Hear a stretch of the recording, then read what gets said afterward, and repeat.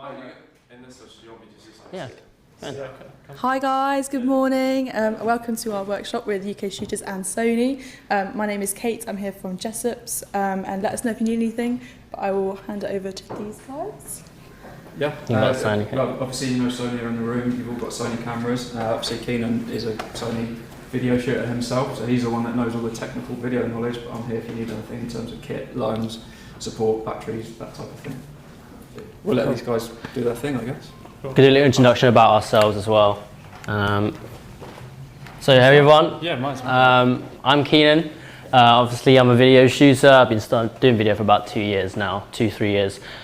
Started off wanting to go to, I'm just going to talk about my little life for just a little bit. Started off actually wanting to do engineering at university, and then actually took a gap year out, and then went traveling for a bit, just did a bit of like holiday filming, all of that, just like creating highlights of basically my trips and stuff. I'm not really doing anything with it, putting it on YouTube, just for people to watch it.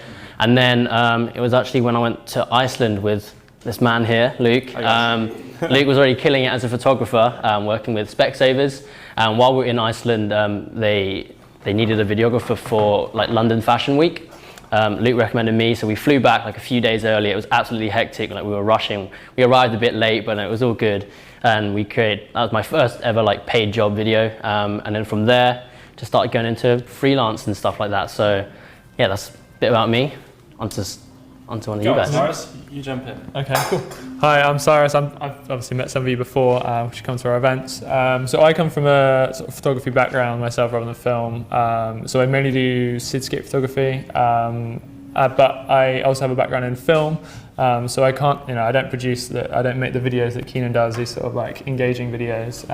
But I have a master's in producing film and TV. I have experience producing and directing short films. So I come at this sort of thing from like a slightly different angle. But yeah, I'm excited to be here today and with you guys. Amazing. Well, my name is Luke. I'm not actually on this screen, but today I'll be acting as the model. So I'm going to be pouring some water and stuff like that later for you guys to film. But a short introduction to me, I'm a travel photographer. I've been doing it for about 6 years now, about 3 years full time. As Keenan mentioned, we went on a trip to Iceland. That was kind of like one of my first big travel trips. Did a bunch of collaborations with a few different brands.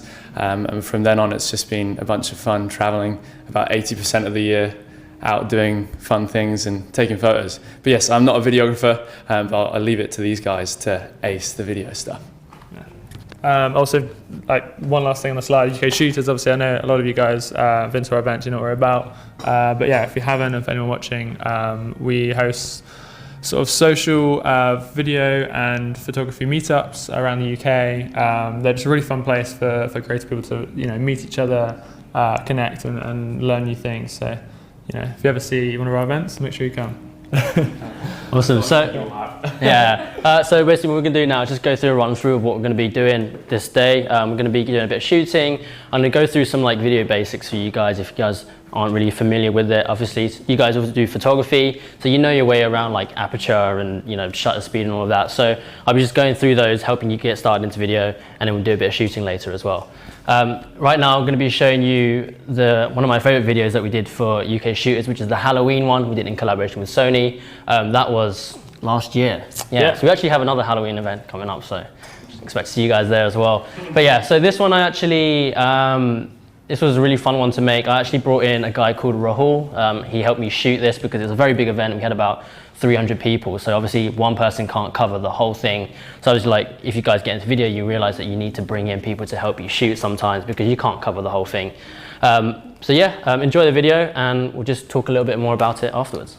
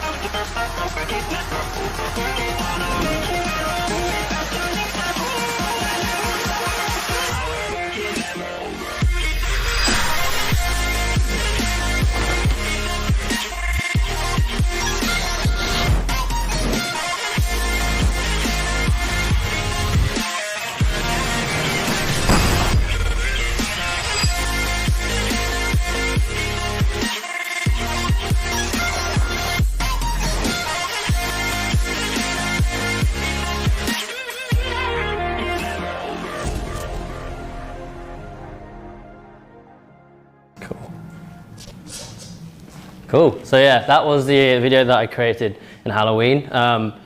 Obviously, as I said, that was shot with 2 people. So me and my friend Rahul, we both shot, and then we both just getting different angles and stuff like that. That took me about a week to edit. I had a lot of footage to go through, and a lot of like just, you can see on speed ramps and different effects and stuff like that. So it was quite an intensive edit, but I was really happy with the end product. And if you guys don't know, Halloween is like one of our best events throughout the whole year. So definitely one to come along to.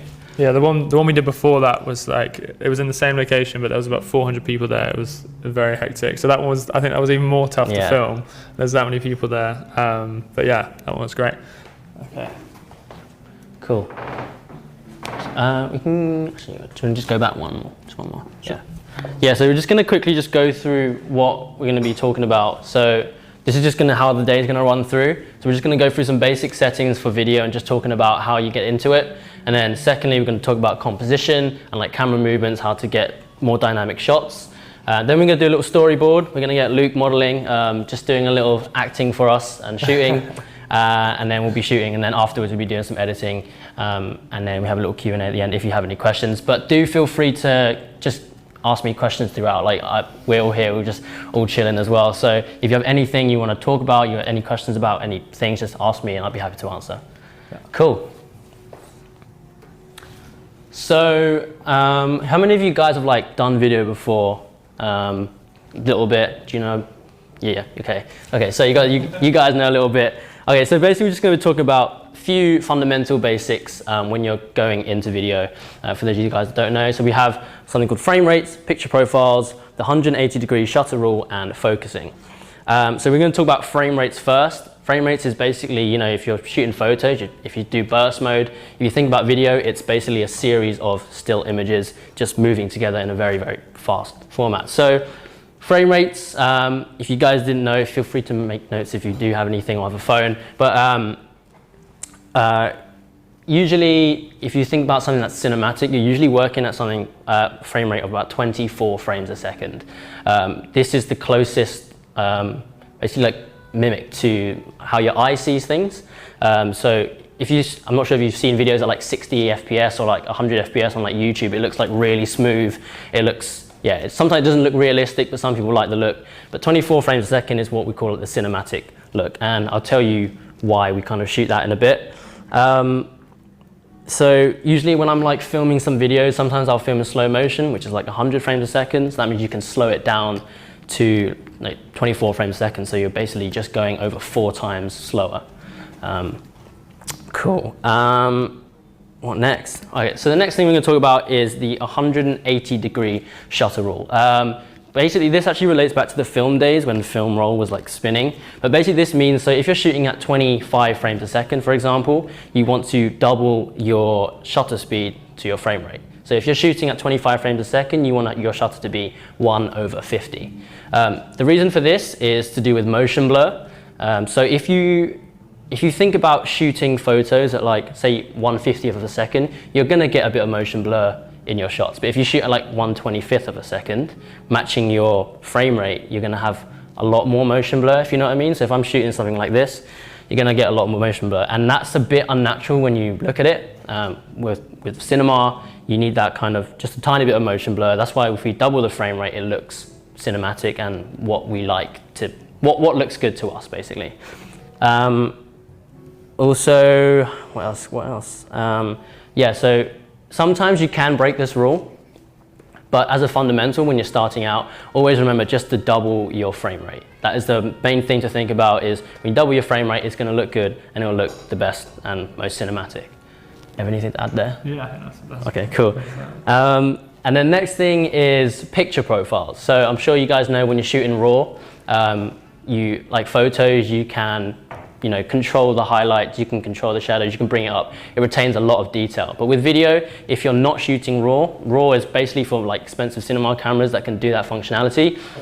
What you see on your camera screen is what you get when you're editing. So you have to make sure to get the shot right in camera, and just when you're shooting, make sure to get it right. Obviously with photos, if you shoot a bit darker, you can bring up the shadows and stuff like that. But you have to make sure in video that you're trying to get the best exposure as you can. With Sony cameras, they have something called log, which is basically a flat very, very flat profile. It basically reduces the contrast, reduces the saturation, which allows you to have more room when you're editing. So you can pull the colors up and down, you can add more contrast, you can lower the contrast. And with a flat picture profile, it increases your dynamic range in video. And dynamic range is basically the difference in detail between the darkest darks and the highest and the whitest whites in your image. So, you know, Sony's have, like when I'm shooting S-Log2, you have like amazing amount of dynamic range, which is, it's all measured in stops basically. So you have about 13 to 14 stops dynamic range, so you're getting lots of detail in the highlights and the shadows. In some other cameras, you don't have that amount of dynamic range, and sometimes if you're exposing, say, for this room, where it's not too bright, but it's kind of dark, if you want to expose all of us, the lights are going to be blown out. And with video, because it's shot like that, you can't bring that down unless you're shooting in RAW, and RAW is for basically like more expensive cameras and stuff like that. Any questions on that at all? I know I moved really fast through that, so. What would you normally shoot log? When you do shoot log is usually outside. Usually outside when you have obviously with the sun, because it's bright, you're gonna get shadows, there's always gonna be shadows, and you wanna expose for the shadows, and you also wanna retain details in the sky. So if you watch like films, you always notice that, like, say you're shooting at like, oh, hey, how are you doing, you all right?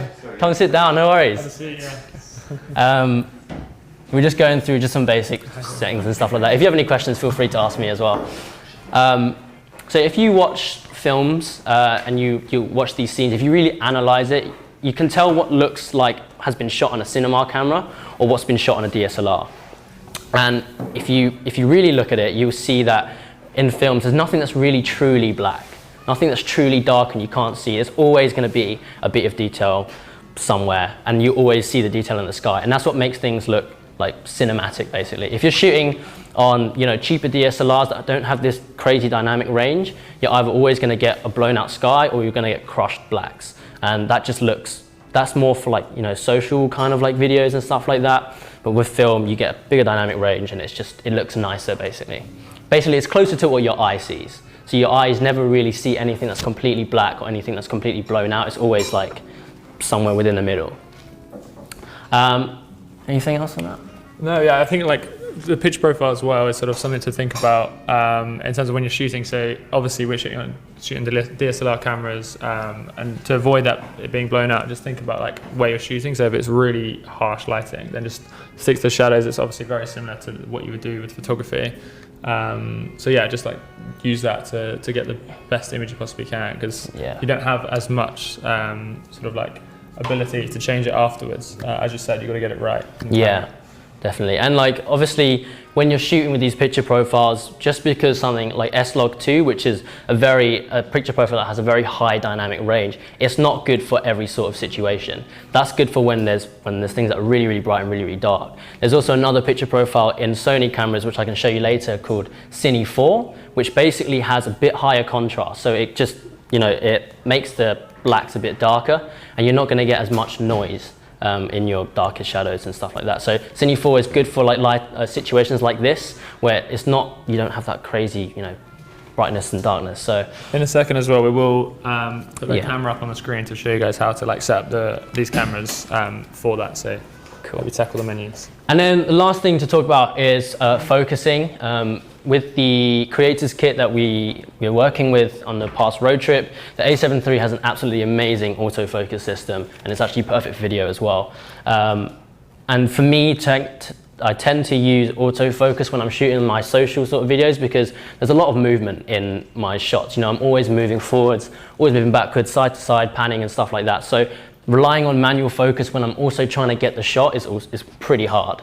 Obviously in cinema, like what Cyrus does, and like, you know, when you're doing films, there's not as much movement. You know, you're usually either doing like tripod shots, slider shots. You can focus manually, and you can use the focus peaking on the Sony, which is actually really good. And also in cinema as well, you will have someone, like the camera operator will have someone doing the focusing for them. So that's someone's like whole job. Yeah. So yeah, having this autofocus just makes your life so much easier. and able to like do it yourself. Yeah, especially like if you're like a one-man person, you know, you're freelancing, you're making videos for a client or something, you have to be able to do as much as you can on your own, because, you know, unless you get a huge budget and you can fork out and, you know, pay other people to help you, you have to make sure you can get everything. So the autofocus in the cameras nowadays are really, really good, and you can actually change how they react to certain settings. So you can have a very responsive autofocus tracking. So if I'm like moving forward and backwards, it will actually track you a lot better. You can slow it down. So like if I'm, you know, moving this way, and it will track the focus a bit slowly, make that look a bit more cinematic. But yeah, the autofocus systems in these cameras nowadays are absolutely amazing. So when would you use manual focusing? When will I use manual focusing? Well, okay, so manual focus is usually for shots where you want that kind of different dynamic. Sometimes if I'm filming for like a client, and like say if I'm pushing into this glass, right, I don't want the glass always to be in focus throughout the whole shot. Say I want it to be out of focus, and then as soon as I get here, it's going to be in focus, right? So what I'd do is I'd actually set the focus here and then pull back, and then in the editing process, I'd actually reverse that. So the reason why, I'll tell you later as well, when we're doing movements inside your shots, is it's sometimes quite hard to like move forwards, but if you move backwards, you tend to have a bit like more of a stable movement. We'll get you guys up trying these little movements later, but like going forwards is a bit harder than going backwards. So if something's still, then why not reverse it in your post-production process? And then also with like manual focus, it all depends if you trust the autofocus. Autofocus is absolutely amazing, but it's not perfect all the time. So sometimes if you want to get a shot of someone and you want to like track someone behind, sometimes the autofocus won't realize that, because it will just assume the closest subject or one subject, and it will focus on that. But also the A7, like the series, they also have a very good touchscreen as well, and now you can actually choose the points where you want to autofocus on, which is very handy. But that just means that, you know, you've got to be tapping when you're moving as well. So yeah. Yeah. Okay, do you want to plug your camera in? Yeah. Okay. And then you can go through the menus and show how to put it on. Yeah, right, if you guys will turn your cameras on, I can help you guys get started into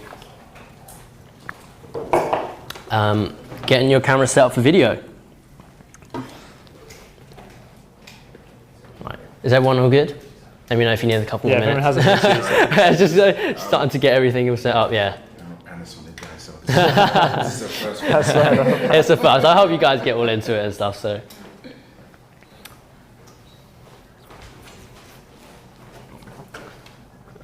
Okay, this cable is really short.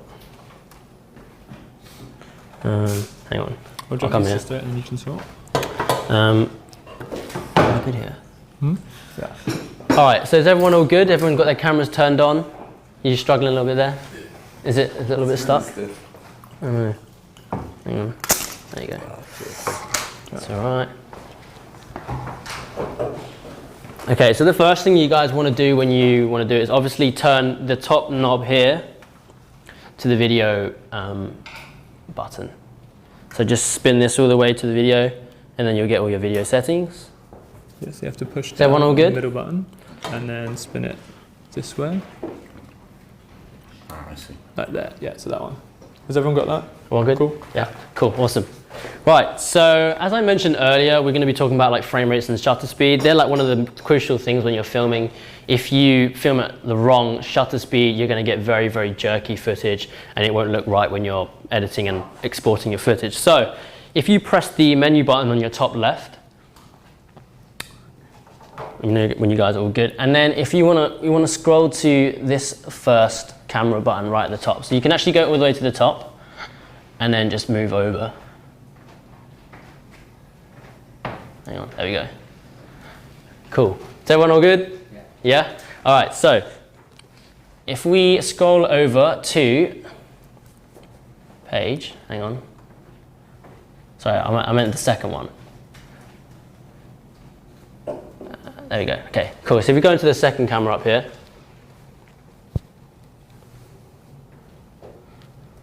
we have file format and record setting. File format is basically the codec that you're footage is filmed in. If you guys don't know what codec stands for, it stands for compression, decompression. So basically when you're filming in camera, the camera will take all the light data, convert it into digital data, and then compress that information onto the SD card so you can store it. And then what happens in your computer is it will decompress that file and then it will turn it into a video file. And these codecs basically determine how much compression and how much decompression that your computer gives you. So if you have a higher compression, your footage is going to be of a lower quality. If you have a lower compression, then you're going to get more detail and more information in your shot. So the first thing we want to do is go into record settings.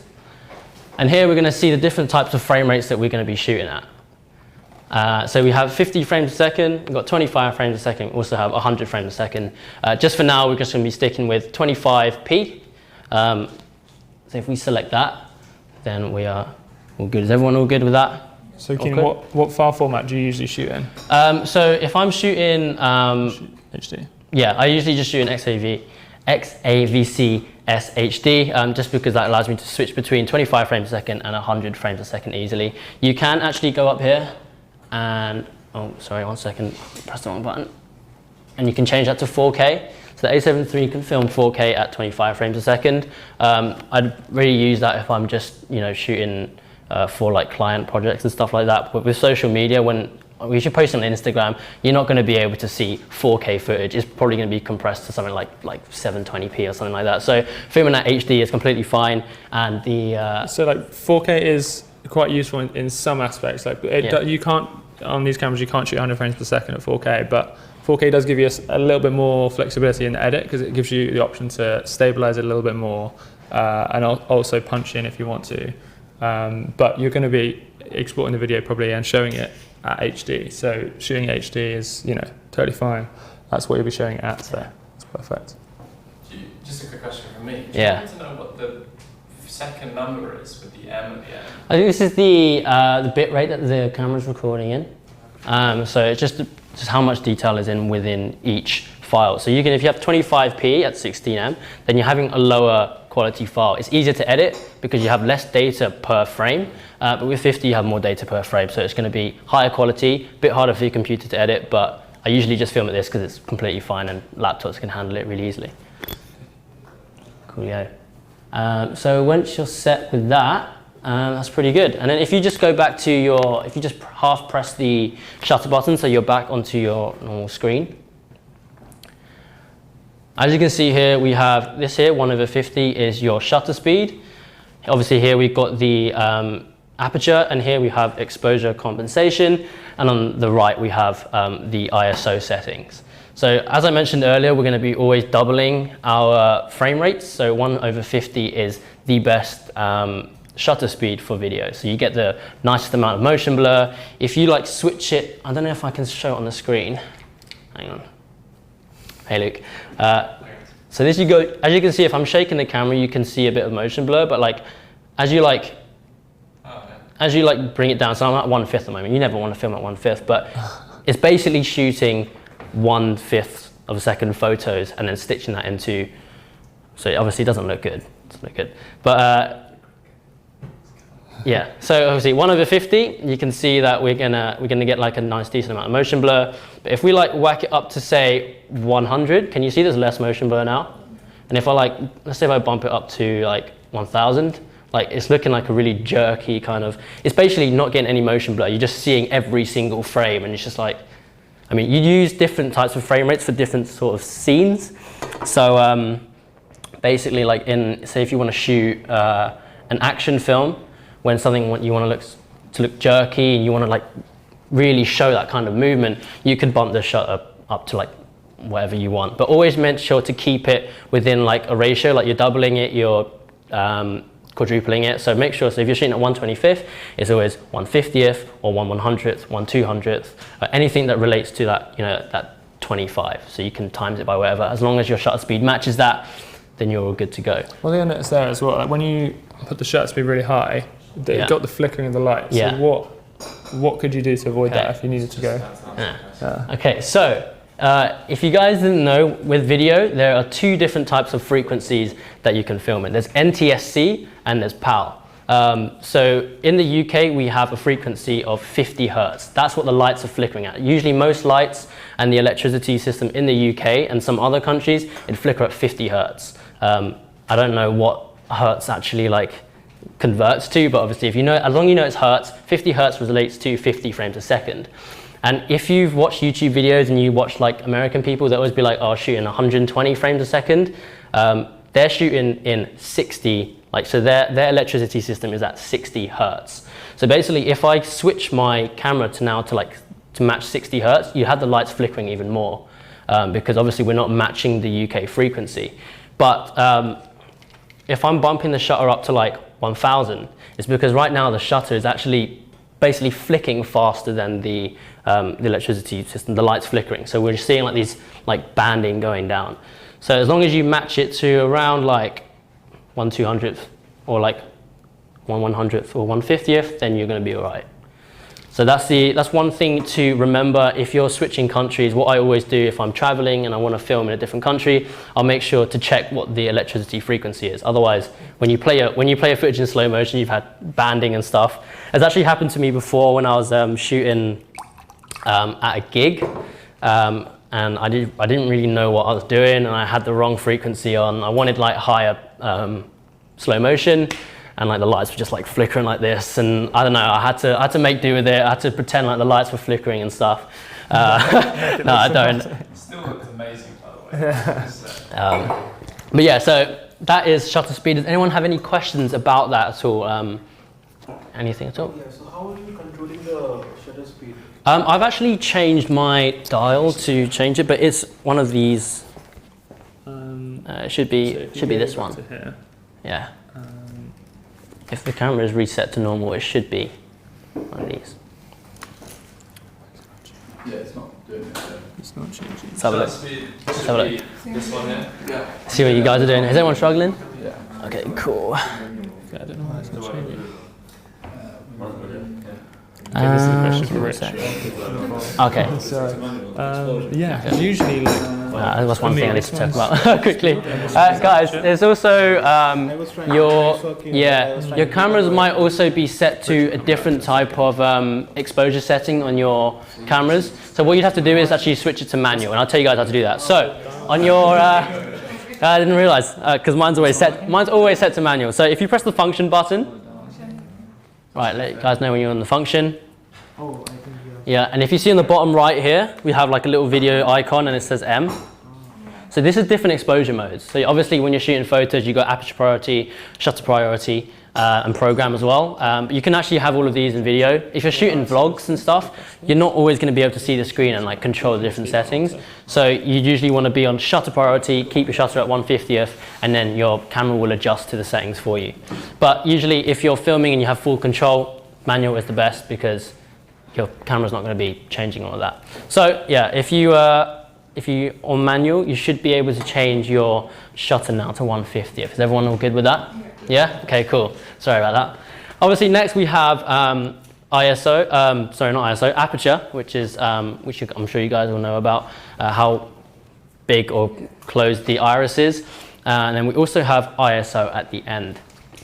ISO is it's kind of hard to explain actually. Do you know what it stands for? I know what ISO stands for. ISO stands for International Standards Organization. I'm not sure if you guys ever knew that. I actually had an interview once. Someone was like, do you know what ISO stands for? And I was like, no, like, I don't know.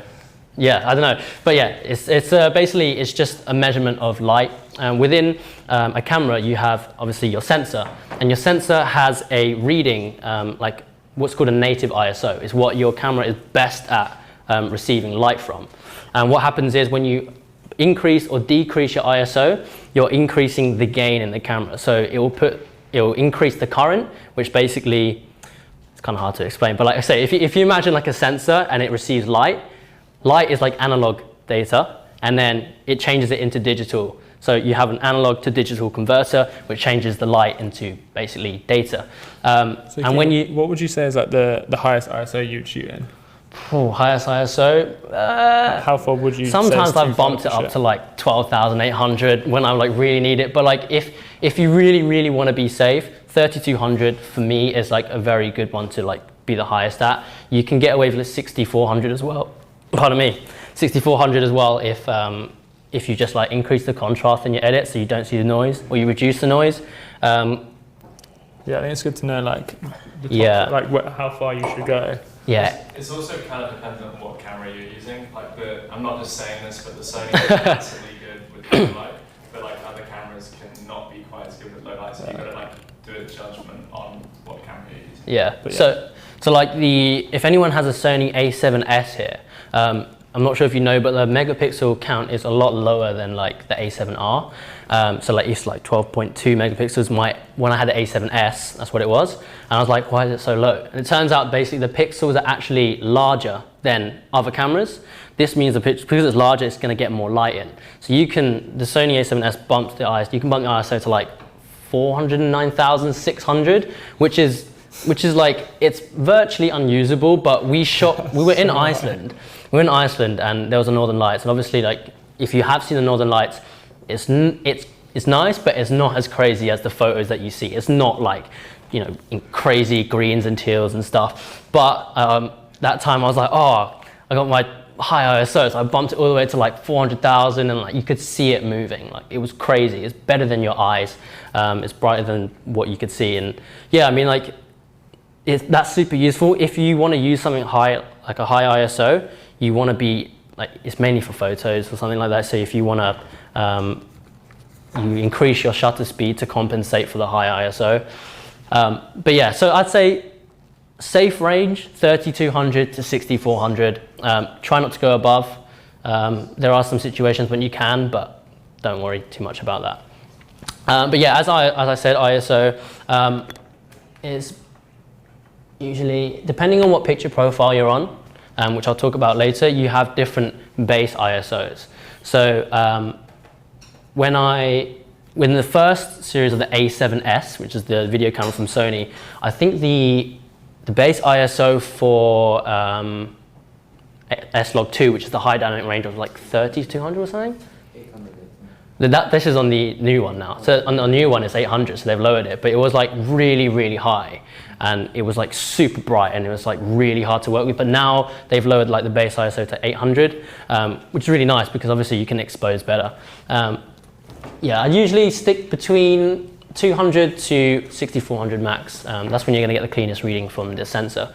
But also nowadays the sensors are a lot better receiving light. So yeah, you can do like a bit of a plus minus on your ISO readings, but yeah, anything that works is good. So on aperture, like obviously it depends on what you're shooting, but for most of your sort of social videos, what aperture do you usually shoot at? I usually shoot at like f2.8 to like between that and like f4.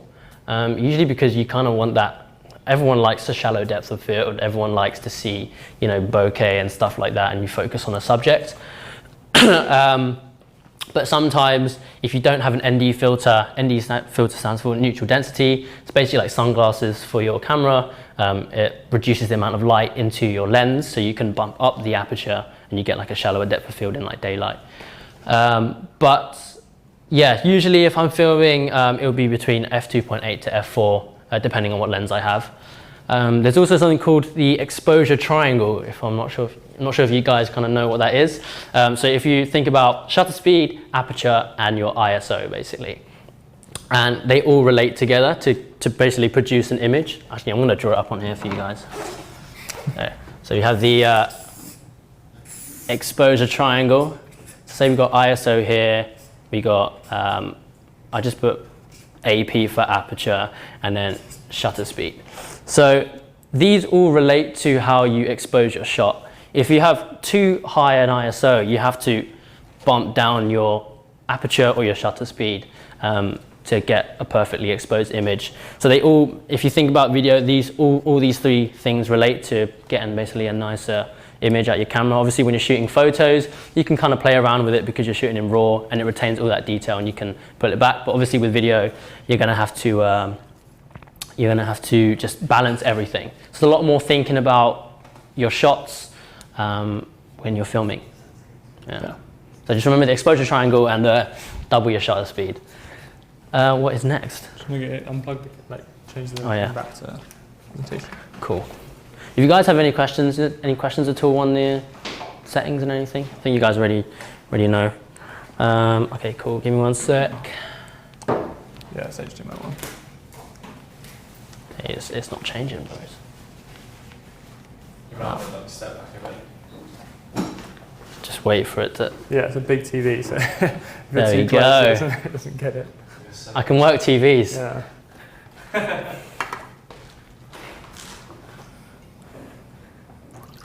Right. Is that gonna? Why is that not disappearing? Why is that sound? There we go. There you go. Okay, so the next thing I'm going to be talking about is composition. Basically, how to utilize your environment to get better shots. Can you guys? Can you guys guess which of these photos, if any, are like stills from Keenan's videos, or which are taken from a actual like Hollywood film? Anyone guess? I was quite surprised. I mean, that one's Christian Bale. I didn't have access to Christian Bale at the moment, so. But yeah, so obviously these two bottom shots here are actually screen grabs from my recent projects. This one was actually in London in Piccadilly Circus when it just chucked down with rain in like 5 minutes, and I managed to capture this really cool shot. Obviously, you guys know about the rule of thirds. I'm sure you guys know about the rule of thirds. Everyone knows that. Framing your shots. If I'm doing stuff with like social media and stuff, I tend to not really I tend to just have like a center focus on like a subject.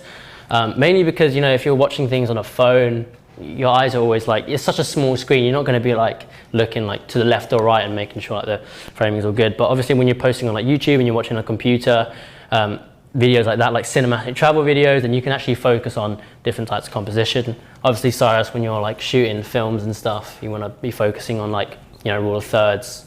Yeah, so that one's like slightly different. And obviously, like I think one thing that people maybe don't think about when they're going to film is just to apply the same principles you use for photography. Like a film is just a series of photos all stitched together to make it stream together. So things like, you know, leading lines and like things, you know, depth like this image here, the same principles you apply to photography, just apply them here again to video, and you'll get some like amazing effects.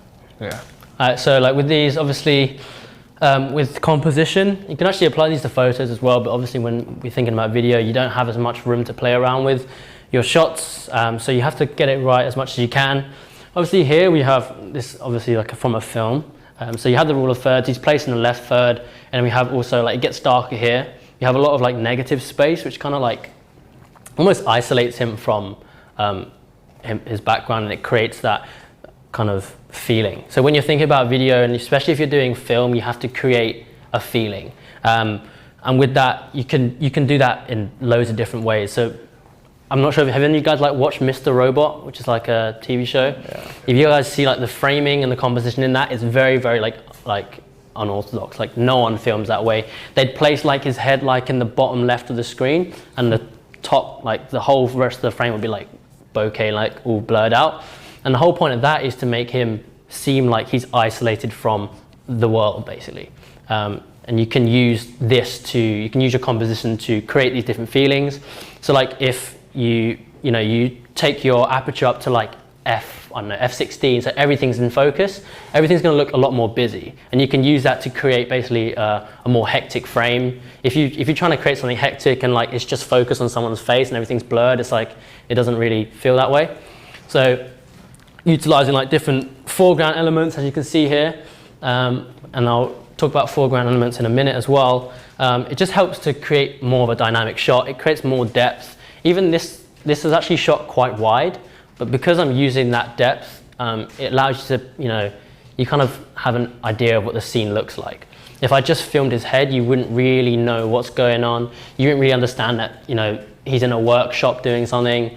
You just see his face and you'd be like, oh, it's just a guy. I think these are also really great examples of how to use lighting to really great effect, because like coming from a film background, obviously you have like a sophisticated lighting setup, you have a lighting crew, but when you're doing stuff like this, you're going to be a lot of the time shooting on your own, and so you need to use what's around you. And like this one, especially at the bottom right, that like using that lighting from, I'm guessing it's like a ceiling light from above to backlight his head, it looks so nice and it really draws your eye into the frame. And just using like what's around you like that, and even here, like you've got the car lights here, which really like lead the light in. Just using simple things that are around you for great effect is like a great example here.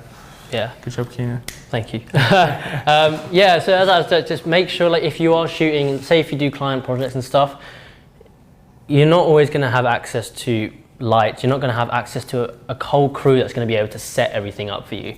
And like with a lot of the social media like content, it's, you know, you have to work with natural light. Hopefully you get a decent amount of light in your basically where you're shooting as well. So as you can see here, like I just saw this amount of like light coming in from the top, and then as you can see here, there's like a line around his body, and this is actually what's called a backlight, as Cyrus said, and this separates the subject from the background. If you watch like really cool interviews and stuff, you might not notice it, but it's like a subconscious thing, but they'll have like a white line here and it separates them from the background. So you know that that person is, you know, in front of something. If you didn't have that light, it'd look very, very flat and it just wouldn't look as good. So, you know, if you just use lighting, just think about the composition, just take a bit extra time just to frame up a shot rather than just shooting and just, you know, blasting around. Just like take time, think about what would look good, and then just wait and then capture the right shot. Yeah, cool. Okay. All right, next thing we're going to talk about is camera movement. I'm sure if you've watched like my UK.Shooters videos, there's a lot of movement. There's like, it's all movement. I'm never standing still within a shot. I'm just going to show you a couple of clips that I filmed recently. This one was in Birmingham for the road trip this year. This was in Birmingham last year, and this was in Bristol last year as well. So just have a quick watch of the movement that I used.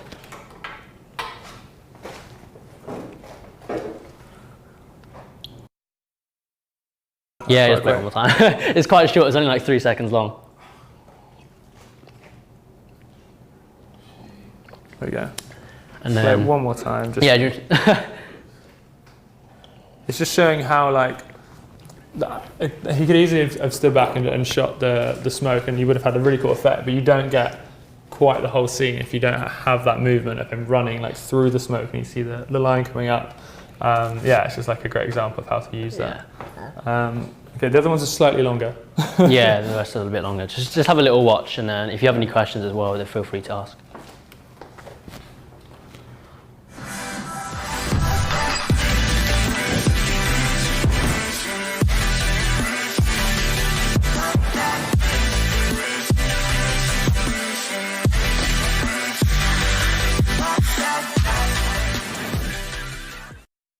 Yeah, I think that one as well, maybe you should talk about this a bit more, but like there was one shot in there where Keenan like moved the camera through a railing, and like doing that, maybe you should talk about this a bit more, like how, you know, something in the, because again, it's like what we're talking about composition with the depth. So when you have camera movement, if you have something really close to the frame, even a little movement looks really effective. So that movement through it just makes it way more exaggerated. Yeah, I mean, like, so when you're also filming with like, and you need to think about what focal lengths you're using as well. Obviously, if you're shooting wide, you're going to get a lot more movement. Like, if you're moving forward, you're going to get a lot more movement, like going in that kind of direction. But if you're shooting like, I don't know, like 85 millimeters, if you try and move forward, you're not going to see much movement.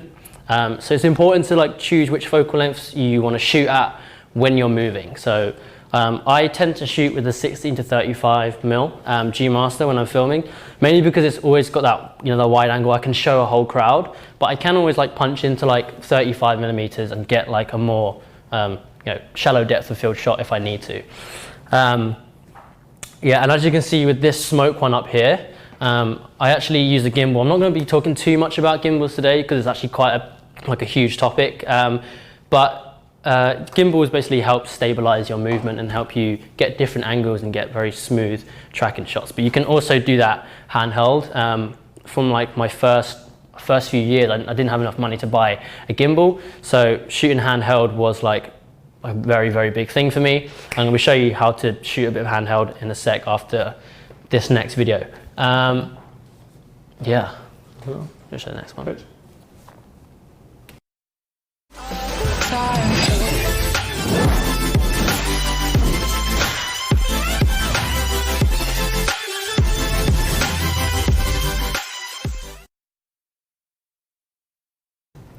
I'll play it one more time. Yeah, play it one more time.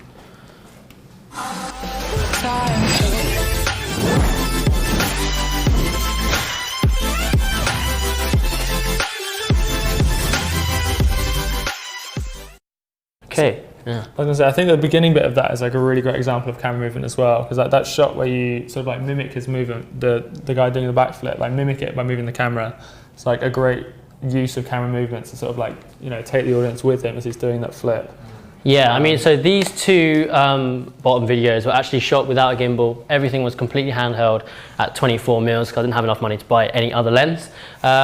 So as you can see, that flip one was actually all shot handheld as well at 100 frames a second. So it was actually really, really awkward movement. I was like this, like watching him do a flip, and then I'd like flip it around like this. And then when you slow it down and you like speed ramp it, you're gonna get that crazy movement that you've never really seen before.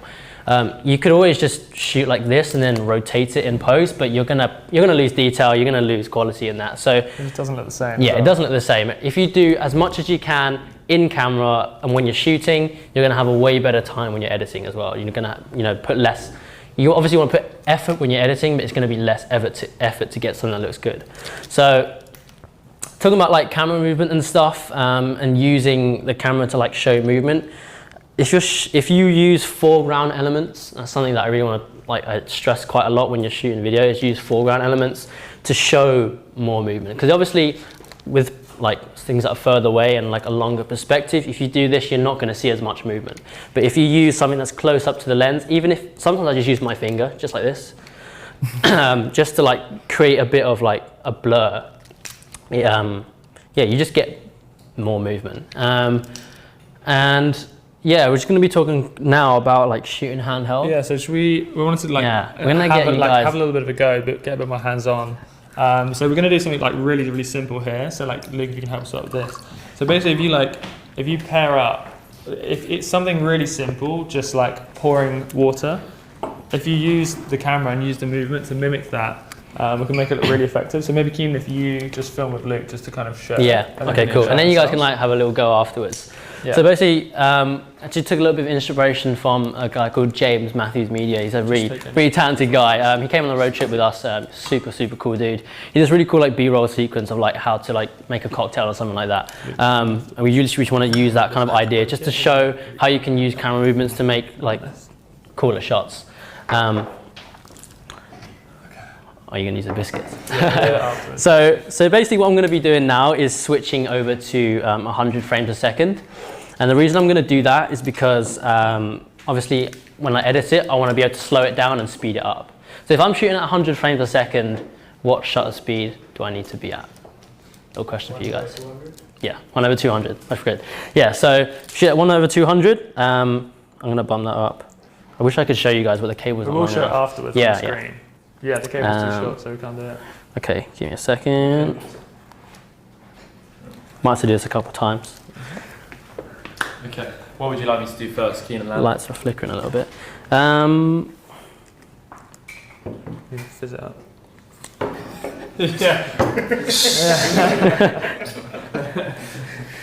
Give me 1 second, guys. Oh, do you need me to... Yeah, I might ask you to open it. Like, do I need to get another one to open? Can I work with that? Should be fine. Just get this, one of these ones, yeah. I opened that for you. Thank you, bro.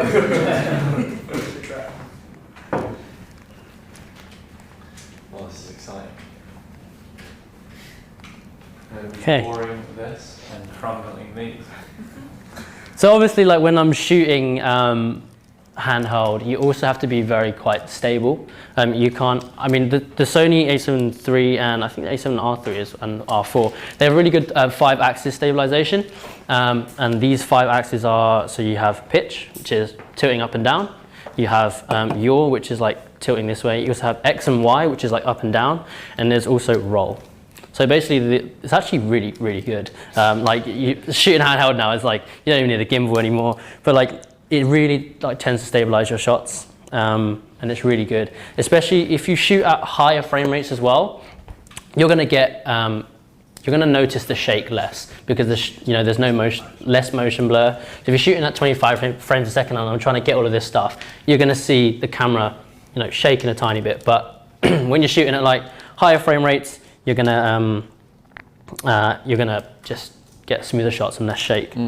Okay, cool. 1 sec. Do you want to mention something about like what you can use with you to get stabler shots with handheld? Oh yeah.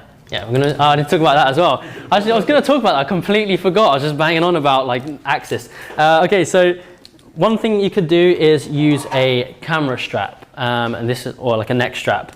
I have this one that was kind of given to me by Rich over there. And this basically, when you put it around your neck or any part of your body, it helps to add 1 point of like stabilization, like a point where there's like less. Like shake. So if you have the strap nice and tight and then you pull it like this, I'm going to be getting less like forward and backwards movement because your body is usually very stable. You don't stand still and you're not like shaking or anything. So your body is also a very, very stable part as well. So, and another important thing is to try keep your arms and wherever you're filming very, very close in, and try not to just pan using your hands, because your hands are actually, well, some people have very steady hands, but I don't, surprisingly. So I actually don't. Very, very bad. It's use your body to move the camera. So like if you want to pan around, then like move your whole body. You probably look a bit silly doing it. You probably see me in the shoots going like this or like getting all down, but you get smoother and more stable shots, which is what you want at the end of the day. So like say if Luke is going to be, okay. Let's have a look. Do you want to hold that for a second? There's actually flickering in here, unfortunately, because I'm filming at 100 frames a second, but you guys will get the idea. Okay. So am I? We're going to do. Open? Yes, please, mate. Hang on. Okay. Give me 1 sec. Let's get my camera sorted out. Cool. You can also, just touching on the stabilization thing, if you like bring it into your body like this as well, getting some stabilization through your body as well. With that, if you don't have a strap, for example, it really helps. Yeah. So tend to, if I don't have a strap, keep your arms really close into your body, and then move with your body. So if you're panning up like this, and with the articulating screen, you can literally just look. You don't have to like go like that. So yeah, articulate your screen so you can see it easier. Move with your body, pan with your body, and like arc around like this. So if we're going to get a quick shot of Luke, for example, like opening this thing. Do you want me to come in with it? No, we can just get you like holding it already. So what I'll probably do, I'm going to like follow the way his hand is moving. So like if he's twisting the bottle this way, I can always follow it like that. Or if you go the other way to which he's twisting, you're going to get more movement because you're going the complete opposite way. I'll probably try both, but I'm going to go the other way first. This time I'm actually going to switch to manual focus because I want to be able to kind of have that shallow depth of field. And sometimes it actually looks nice when things go slightly out of focus and back in. It kind of has that natural kind of feel. So I'm going to do that right now. Okay. Do you want me to over-exaggerate or just go for it like normal? Like my normal bartending. Okay, which way are you turning it? Hang on. This way. This way, okay. I'm going to go, so I'm going to twist clockwise like this, and then I'm also going to like pan out as well. So that gives like, you got like two different axes of movement. You got the roll and you also got pan out as well. So, ready? Hang on. I hope so. I think I can get this. Yeah, let's go. Tell me when. 3, 2, 1, go. Do you want me to take it off? No, that's fine. Oh. And also, like when you're when you're shooting as well, it's important. Like with video, it's important to also get the same shot at different angles because you're not going to be able to cover every single shot, and it looks better when you're cutting anyway. So there, I'm not sure if you can see. Hang on. How quickly yeah, it's like no, I need to do it afterwards. But like, hang on. If you guys can see, give me 1 second. There's loads of flickering in the lights today, but I twisted out and moved out. So you can see the hand moving, but like right now I'm not seeing the bottle cap, and I really want to see that. So what I'm going to do is like punch in a bit more to 35mm, and actually just get a shot of the bottle cap opening, and then you can cut to that in editing. So, just going to go, can you hit that? This is my good angle. So what I'm going to do now is actually arc like this. So instead of like tilting, I'm just going to get just one of these shots. In a minute, you guys can just literally just play around with it and just have a bit of fun. You can literally do anything. Like when things are slowed down and you speed ramp it, it just looks good. So, okay. As you see, I'm keeping my hands like close into my body. I'm voice cracking a lot today, guys. Ready? Okay, 3, 2, 1, go. I do that one more time. And also, like if you have like an actor is like does something and you want to do it again, always ask to do things again, because like it's happened when I'm shooting client videos and I've just been too shy to ask to do it again, and then you get back into editing, just like why did I not ask them to do it again? Like it would have looked way better. So, okay, cool. You ready? 3, 2, 1, go. Okay, cool. Is that all right? Yeah, that's fine. Yeah. That's cool. And I'll just get a shot of him like pouring it now. So what I'm gonna do is follow the way the camera is moving, the bottle is moving. I'm actually gonna take the strap off one sec. So. Yeah. Okay. Cool. I'm ready. Yeah. Could you put it down for me, please? Yeah. Yep. Yeah. So what I'm gonna do is follow the way he picks it up, and then just like track it down. I'm gonna get 2 more shots, and then I might put it together while we have a little lunch break. You guys can see what it looks like afterwards. Do you want me to leave the glass on the table? Yeah, please. So what I'm gonna do is ask you to. What focal length are you at? Right now I'm at 16, so I have more of like it's quite wide, so I'm showing a lot of background detail. Yeah. A lot of you guys. Yeah. And it looks better as well. Okay, cool. You ready? Yeah. I'm just gonna get you to pour it once. And do you want me to do like a little raise? Yeah, little raise, yeah. Okay. Cool. Cool, ready? 3, 2, 1, go. Okay, cool. That's cool. You can do it a bit faster. That's fine. We can leave that in there. Sweet. Yeah. Also, like it's quite funny, like when like filming like projects and stuff like that, when you have people acting. Not that you did it wrong. You did it very great. But sometimes people tend to move in slow motion when you're filming these things. It's really weird. Like you tell them to act, like walk slowly, like walk, and they'll be like, and you're just like, can you go faster, please? Because then you're just like catching up. So make sure, like, if they need to speed up or they need to, just make sure to tell them that just do it at full speed, and you can catch it, and then you can do it over and over again. Cool. Ready? I live life in slow motion. It's much cooler that way. Ready? 3, 2, 1, go. Okay, cool. So that was just like a very, very quick shot of like pulling it and following the way the water is pouring. Do you want me to drink it for you? Get a really close up shot. Who's got the like the 135 mil? I get that. Yeah. I just want to get one more shot of the water as well. So it's also good when you're filming is to think about other angles that people don't usually get. We did a project recently, and it was like you see a lot of people tend to shoot just like this. But I've actually watched a video once when you're shooting portraits and stuff like that. It's actually really nice to just go on your tiptoes ever so slightly and point the camera down, because people have a nicer profile looking down. I mean, if you have a shot like something when you're just facing up, you don't. Well, some people look good. Nick looks great. But yeah, when you're shooting from below, it's not as good. So if you just shoot from a bit higher or you shoot from a bit lower, you get like a completely different perspective that you don't really see. So what I'm going to do now is get a shot of Luke pouring the water, but like from underneath. And we do this thing like in video, it's called blocking, which is almost faking a shot. So as you can see, the glass is like right here, right now. I can't get low enough to capture the glass and the water pouring. So what I'll do is actually like move the glass here and shoot from below, but no one would actually know that no one will know that the table ends here, because I won't shoot that. So that's called blocking. It's basically like faking a shot, making it look a bit better. Cool. I'm just gonna get a shot of you pouring the water.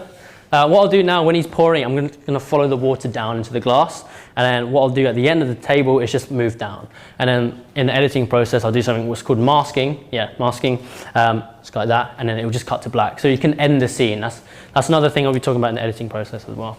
Cool. Ready? Yeah. Cool. Hold the glass up for me, please. As in like hold it? No, this one. This one. one. Yeah. And what he's going to do is pour it. Just hold it a bit higher for me. Are you cool with pouring it quite high? Yeah. Okay, so what you do, as the water pours down, I'm just going to like track it down like that, and then just swing the camera down, using a bit of movement to use this as like a masking sequence. Amazing. Can you hold it a bit higher, please? Yeah. A bit higher? Okay, Richie, thanks. Okay, ready? 3, 2, 1, go. Okay, cool. That one more time. He's a pro. All right, ready? 3, 2, 1, go. Okay, cool. So as you can see, like, I also direct the scene as well, like if I need to tell him when to go. If you do get into video a bit more and you do film some projects, the clients tend to get very, very excited. And you're like, okay, I'm about to shoot. And then you're gonna say 3, 2, 1, but they've already moved. So you have to be like, okay, on my count, then you can go. So like 3, 2, 1, go. It's very, very important if you're filming is to try and direct. I struggle with it sometimes a lot because obviously when you're like a one man, you're trying to think of everything, trying to get the shot, trying to focus. It's quite hard to direct as well. So make sure like you're always saying like 3, 2, 1, and then go.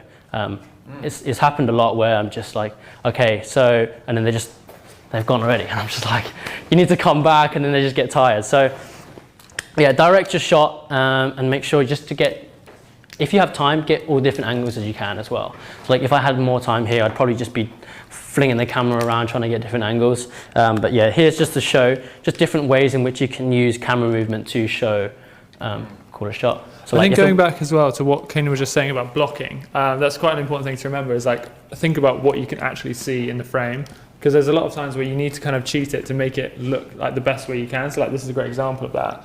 You can't see that in the frame. Like recently me and Keenan filmed a video for Boosted, they're like an electric skateboard company. And there was a scene where it was me, I was acting out for him, and I was just basically like pressing the thing to accelerate to move off, but it was only shot from here up. And we were finding it really hard to sync it up, so what we did in the end was I just stood there, moved the remote, and then just did this, as if like as if the board had tipped me off. So it's just like think of ways that you can make it most convenient and have the best result, whilst keeping in mind like what you're actually seeing in the frame, because it doesn't need to be completely real if you don't see that. So yeah, the reason we did that was because like the board, I wanted Cyrus to be moving like past the frame really, really quickly, and like if you're standing on a board, you can't just go like that because whoa.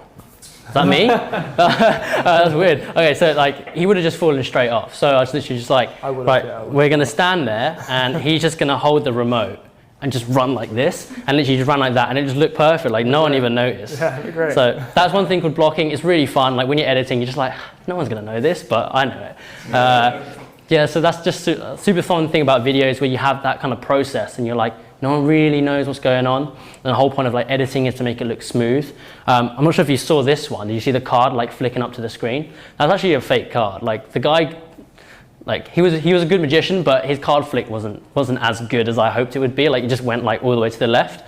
But what I did was I just like kind of like faked a card, like a keyframed it in the editing process to make it look like it flew up to the screen. So it actually wasn't a real card, and I was quite happy with that. Yeah, you can play it again.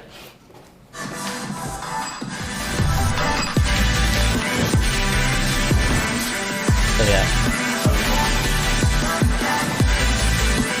yeah, so that's something I call blocking, or just like faking a shot, and no one really know because they kind of weren't shooting. As long as it looks like it's gonna work, then it will work. Yeah. As long as it syncs up, then it's fine. Yeah, as long as it syncs up, that's all good. Cool. Do you want to try like another? Let's do some. Oh, we're gonna do some biscuit comedy. Okay, cool. So yeah, just imagine this is on top of like a perfect cheesecake or something. It's just finishing off. I've got another length. Just give it a break in there. That's all right. I'll just keep this length.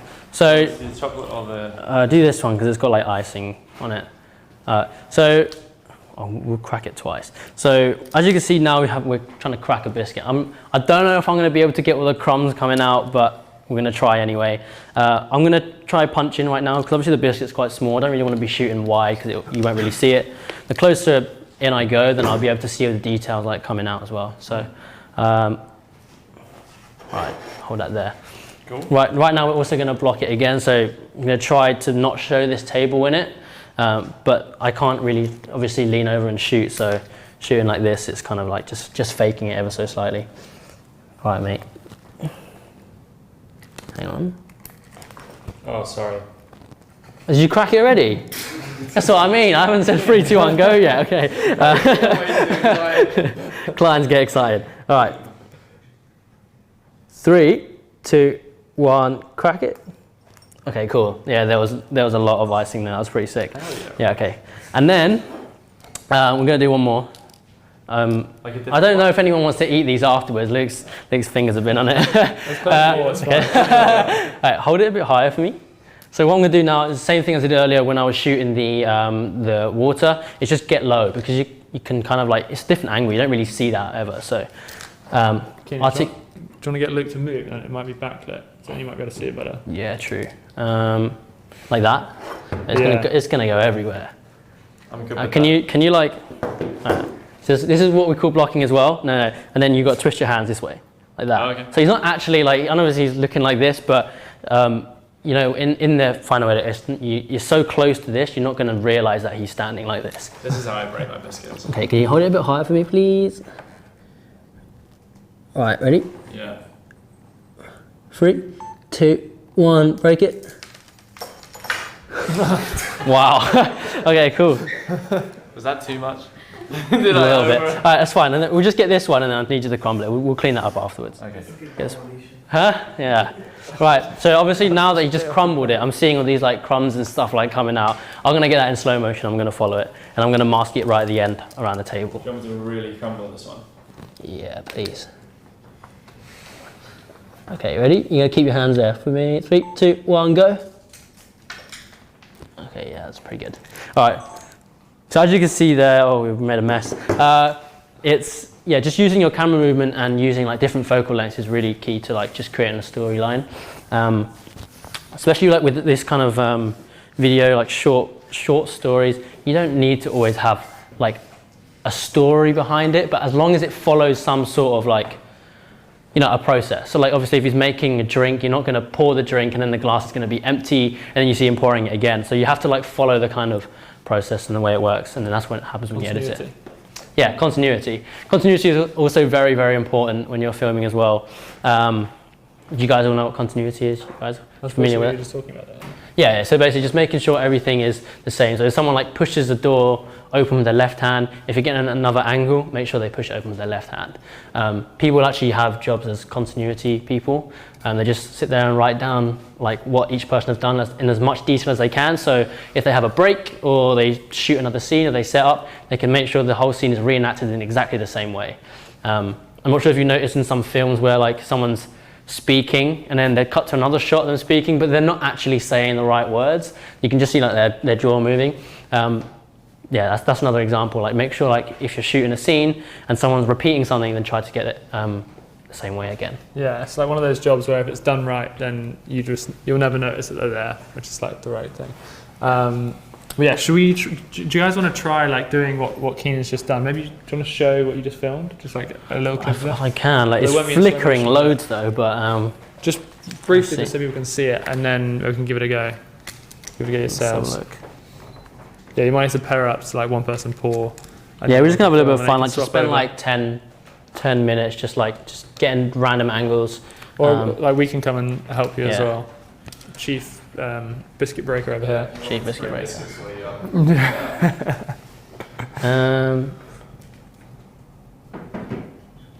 Okay. Can you do it in slow mo? Oh, you can. Yeah, it plays it in like this kind of like slowish motion. But yeah, can you see? I can't actually see the screen, so okay. So as you can see here, I know the lights are flickering a lot. Yeah, so sometimes you can't deal with like the way the lighting flickers. Usually, like obviously the UK frequency is 50 frames a second, but sometimes different lights will flicker at just like random frequencies, and you can't really deal with that. So say you were filming this for a client, how would you like get around that? What would you do? Usually it's actually really good to do a recce before you actually shoot in a location. Sometimes you don't get that luxury, but the next thing to do is get lights and light your scene with lights that you know how to use and basically film with, because obviously with these lights, if they're going to be flickering and stuff, not going to be happy when you're editing. So this is the shot earlier that I got of Luke breaking the biscuit. If I play it in like slow motion, you can see it like coming up. And if we had like a bit more time and a bigger biscuit, you'd be able to like see the way it flicks. And when I edit it later, I'll like make it go normal to when he breaks it, and I'll just slow it all the way down to 25 frames a second, because that was filmed at 100 frames a second. You get 4 times slower than real life, so you get that like popping up, and then I'll speed it up again into another shot. Cool. So we're just going to get you guys just having a bit of fun. The water pouring one as well, because that. Oh, water pouring one. Okay, cool. Yeah. Right, I hope this is good. Oh my god.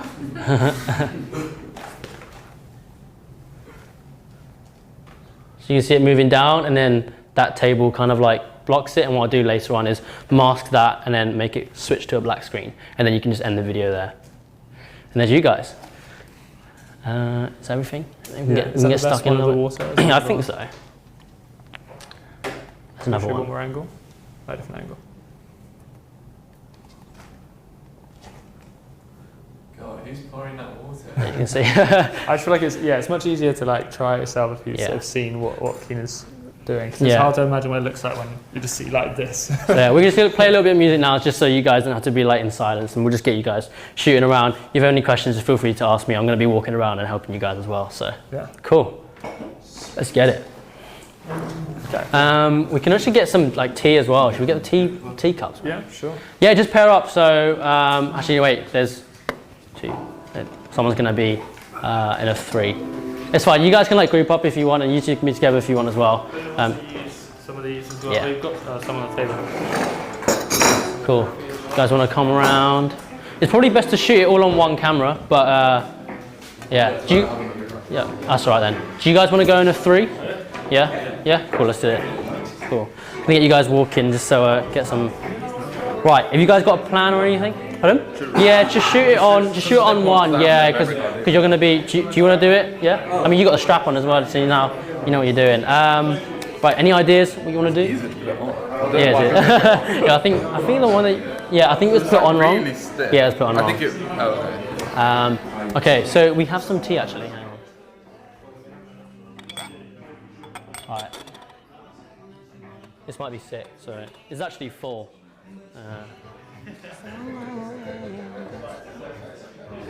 A cup, yeah? Yeah, let's get these. Let's get these. Right, I'm gonna help you guys out. Cool. Right, so we've got some sugar and stuff. This would actually be sick to do, I think. Yeah, cool.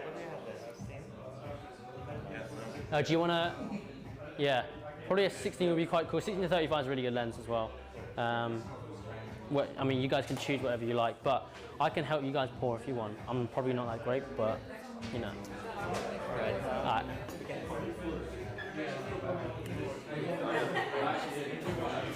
I could like. You could do like a splash. It could, yeah. So it could be like a shot, like you just manual focus here, and I like place it down, and then you could like track a shot of the tea going in, and then like a sugar of like going popping up. Yeah. Should we do something like that? Yeah. Cool. Right. I think maybe do you guys want to try like one shot each, or like 2 shots each, something like that? This would be good so you guys get. Who's going to be filming? Are you filming? Are you doing it on your camera? Yeah. Yeah. All right. Cool. Awesome. Right.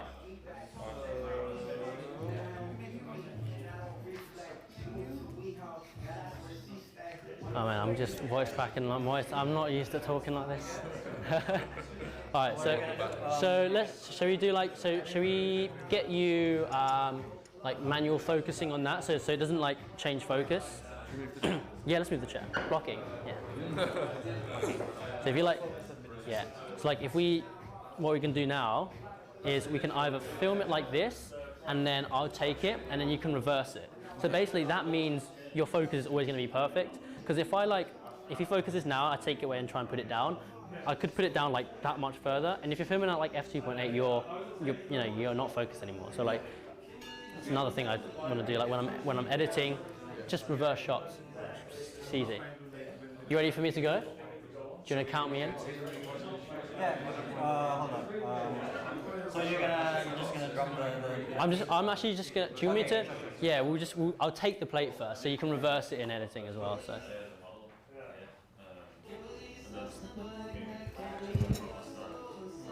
Yeah? Do you count me in?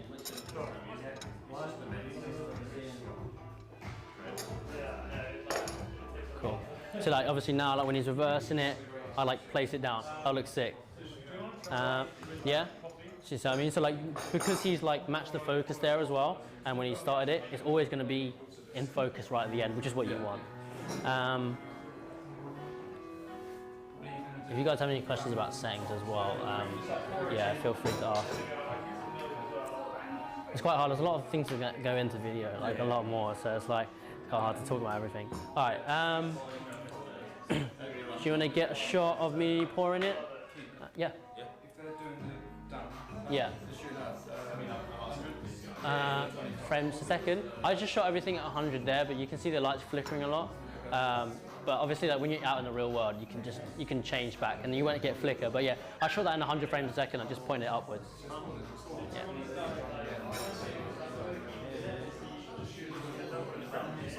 Yeah, that's it. Yeah. So another thing we also do is called matching movement. So like, as you can see, like if we reversed it, he'd be moving down, right? So what can we do now to match the next scene? So say if I'm like grabbing this, or like say if like I'm just, the next shot just cuts to me pouring, you could like track it down. So obviously after I've placed the thing down, the next shot will be moving down as well. So you kind of get that smooth movement. If I was like, if he was coming down and I got another shot going up, it'll kind of look a bit off. So it's just matching movements. Any ideas, guys? I'm gonna let you like kind of like take a little bit of control here. Any ideas? Like if I grab this, you can take a shot of me like, you know, close up, like coming in, grabbing it, lifting it up. What do you think? What should you do? Yeah? Shoot that? All right. Do you want to shoot it? It's still so. I'm not that good at English because. That's okay. I'm not from England, but, Where are you from?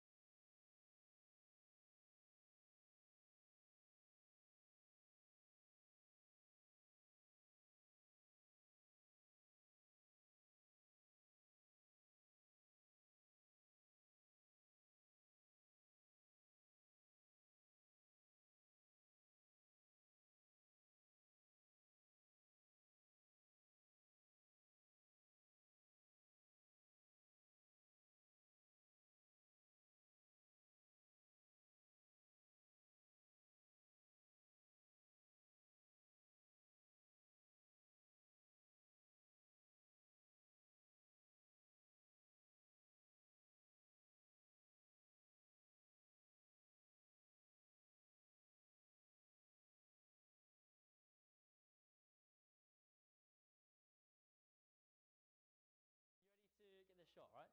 You're gonna pan back, yeah? Just count me in. yeah. Are you gonna grab it and then? Yeah, I'm gonna grab. What I'll do is I can grab it and like move that way.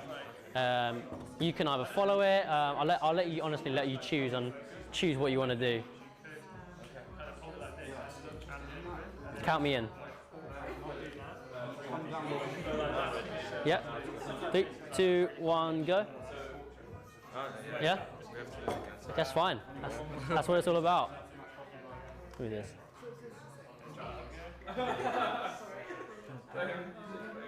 Yeah. 3, 2.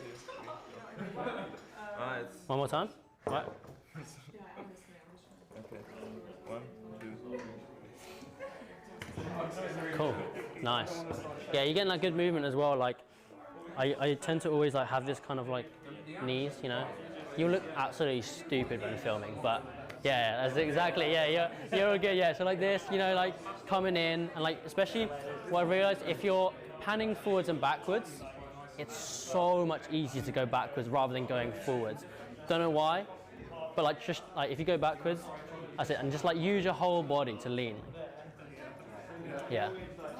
Okay, so we have like another shot. do you want to get a shot of me pouring it? Do you have a memory? I think you just switch cameras. Just switch cameras. Yeah, that's all right.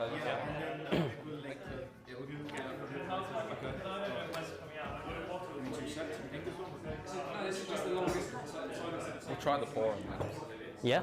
Okay. What kind of pour do you want to do? Yeah, I got an idea. You got an idea? Yeah. Come on. I'm gonna let you guys try and control this. I'll just like help you guys around with it. So you're gonna start from here. Yeah. And while he's pouring, you're just gonna go past through this sugar. You can even rotate the cam. You can even rotate the camera as well. So that would actually be really cool. Hang on. So if we just so you don't exactly. So like have it maybe not 90. So like tilt it like 45 degrees this way. Yeah. Right. And then you can see that center focus point. Yeah. Yeah. So just like practice like moving back and like tilting it as well. Which way would I tilt it? So the other way, so like this way, yeah. Yeah, so it is quite hard when you're like first getting started. Hang on, where's my camera?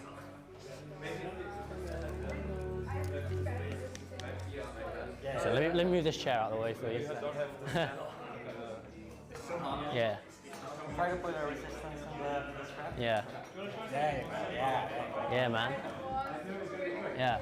So it's also important to like, when Well, I said the focus. Maybe you wanted to center because this one is Oh, right, yeah. Cheers, thanks. So like, you also don't always have to have a strap on it as well. So like, if you see right here what I'm doing right now, if you just like, do you see that? That's That looks so good, even though you're... just like, but it's honestly like just loads of just filming loads and loads. So like, you don't always have to. I know when you hold a camera, it's like this. Yeah. You can always hold it in like different ways. Like I sometimes like hold cameras like, you know, as I was saying like the other day, I was like filming like this. Yeah, like it really helps. So like, what I'd recommend doing, obviously you'll be looking at the screen, right? Yeah. But it's also important to like almost separate what you're seeing from like your body movement. So like, if your camera's staying like this, you know it's going to be rotating this way, right? Yeah. But obviously you're looking at the screen and it's kind of hard to like match it, if you know what I mean, because the screen's like another way. So if you just think about just doing it like that, you know what I mean? It's like here. There you go. So it's just very quick movements. I mean, it's 100 frames a second, so that's going to be times by 4 in slow motion anyway. Yeah. Cool. You gonna give it a go? Yeah, I'll do it. Yeah. So move in a bit closer as well. And what I recommend is actually just, because you're holding it here, it's quite hard to like, actually you can do that here. Just like keep it very low, just almost pull back as well. So use your whole body when you're getting it. Okay, ready? Let's get you recording first. Yeah, it's that one. Ready? 3, 2, 1, go. Oh, that's all right, no worries. We'll just clean up afterwards. Do you want to just keep going? Yeah, just keep going and just keep practicing, you know? If anything, you can just make sure to just stop recording afterwards, just so you get different clips. Yeah. Because I've always done that. But when you're watching it at slow motion, it lasts for like 5 minutes, and you're like, fuck, where's the part I need? Yeah. Cool. Yeah. So when you're doing it, try like. Obviously, you want to keep your hands nice and steady, but like almost move with your body as well. So let your legs pull you back. Yeah. So you know, like when you're twisting it. It is exercise. It is exercise. Honestly, when I use a gimbal, my back is hurting. As well. So almost twist it. As you can see, like obviously the camera isn't like the lens isn't centered within the whole body. It's like if you hold it like this, it's not going to be. So almost just like twist it around the axis of the lens. So like when you pull back like that. Yeah. Yeah. So like keep it nice. There you go. Like, even like the slower you do it as well, like, just keep it nice and relaxed. Yeah. Yeah. You ready to do it? Yeah. All right. Cool. Right. Remember to record. Hang on. Yeah. There you go. Ready? 3, 2, 1. Nice. Nice. Cool. Yeah, that's fine. Yeah. You just gotta press the button. Yeah, it's all good. Right. So then I think the next thing we could do, we get 2 more shots. We can get like a shot of. From the top, like the water pouring in, and then we can just get one more shot of like the sugar like really bouncing. Yeah? You want to see that one? Hopefully it looks good, but the light's flickering so annoying. So, right, let's bring. They're just the solid effect, like. Yeah. Oh yeah, like when you're going. Hang on, like.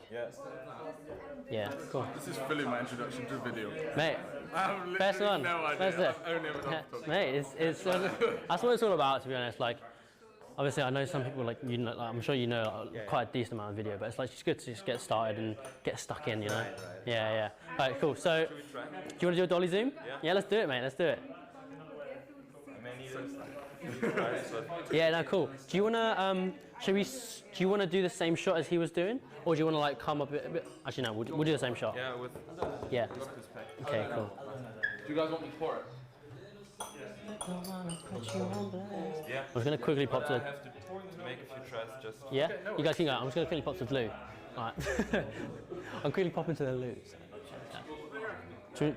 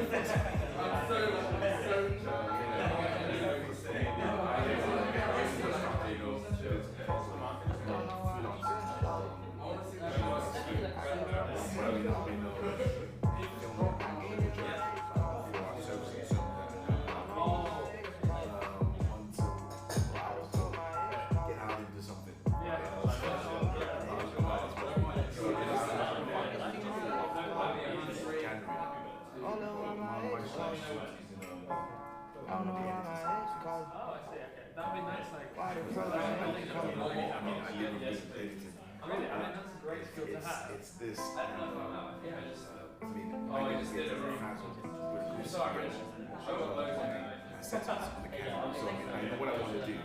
Well, I'm not quick enough to adjust the camera to do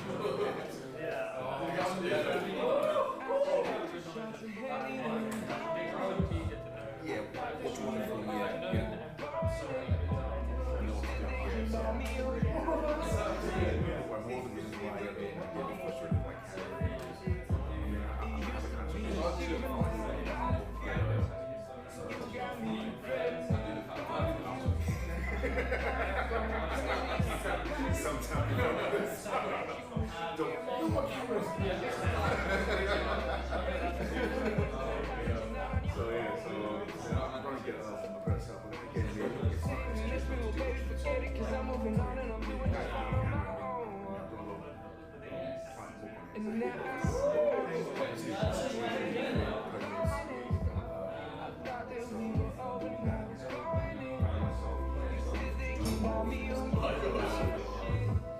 cinematic look to a client work where I wish it was easy to get over you.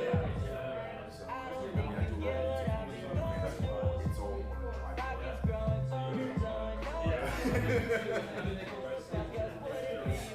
I mean, exactly, it does. I mean, when I'm back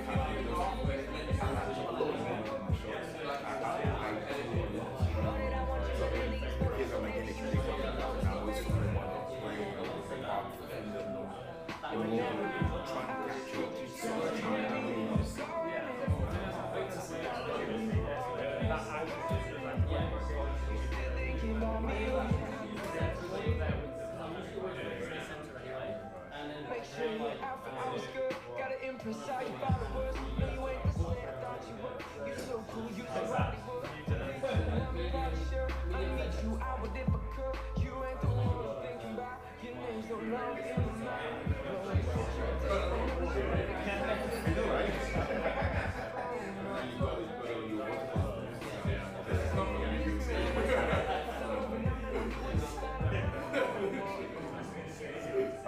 And now I'll shoot 2 shots of Henny.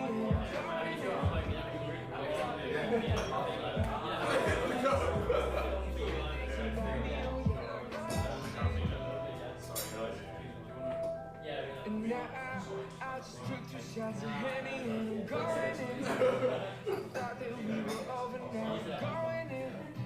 You still thinking about me? Oh yeah, I know that shit. So if that'll make it easier. I think you can also put the like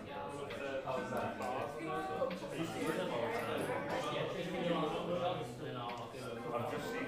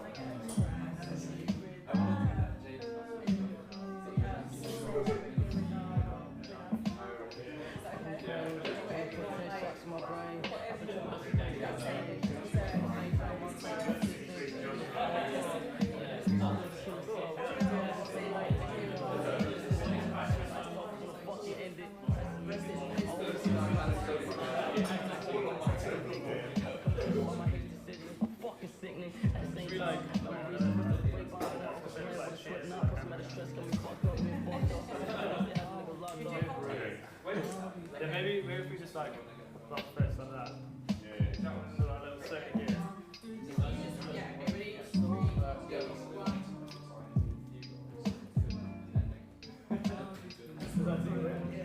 Alright guys, so we're gonna section up now. And we're gonna storyboard and actually get outside and shoot something we do. So when you can, try and tie your shooting up. Yeah. A lot of tea. Do you want to go one more time or? Yeah, be happy. Right, ready? Do you want a copy, mate?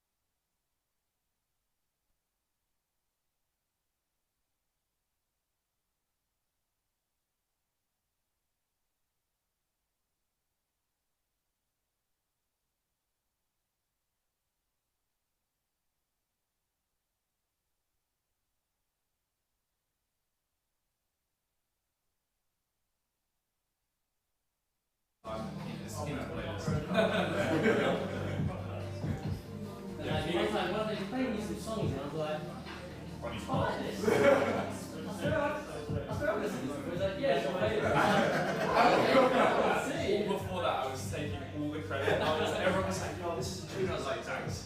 I've got great taste.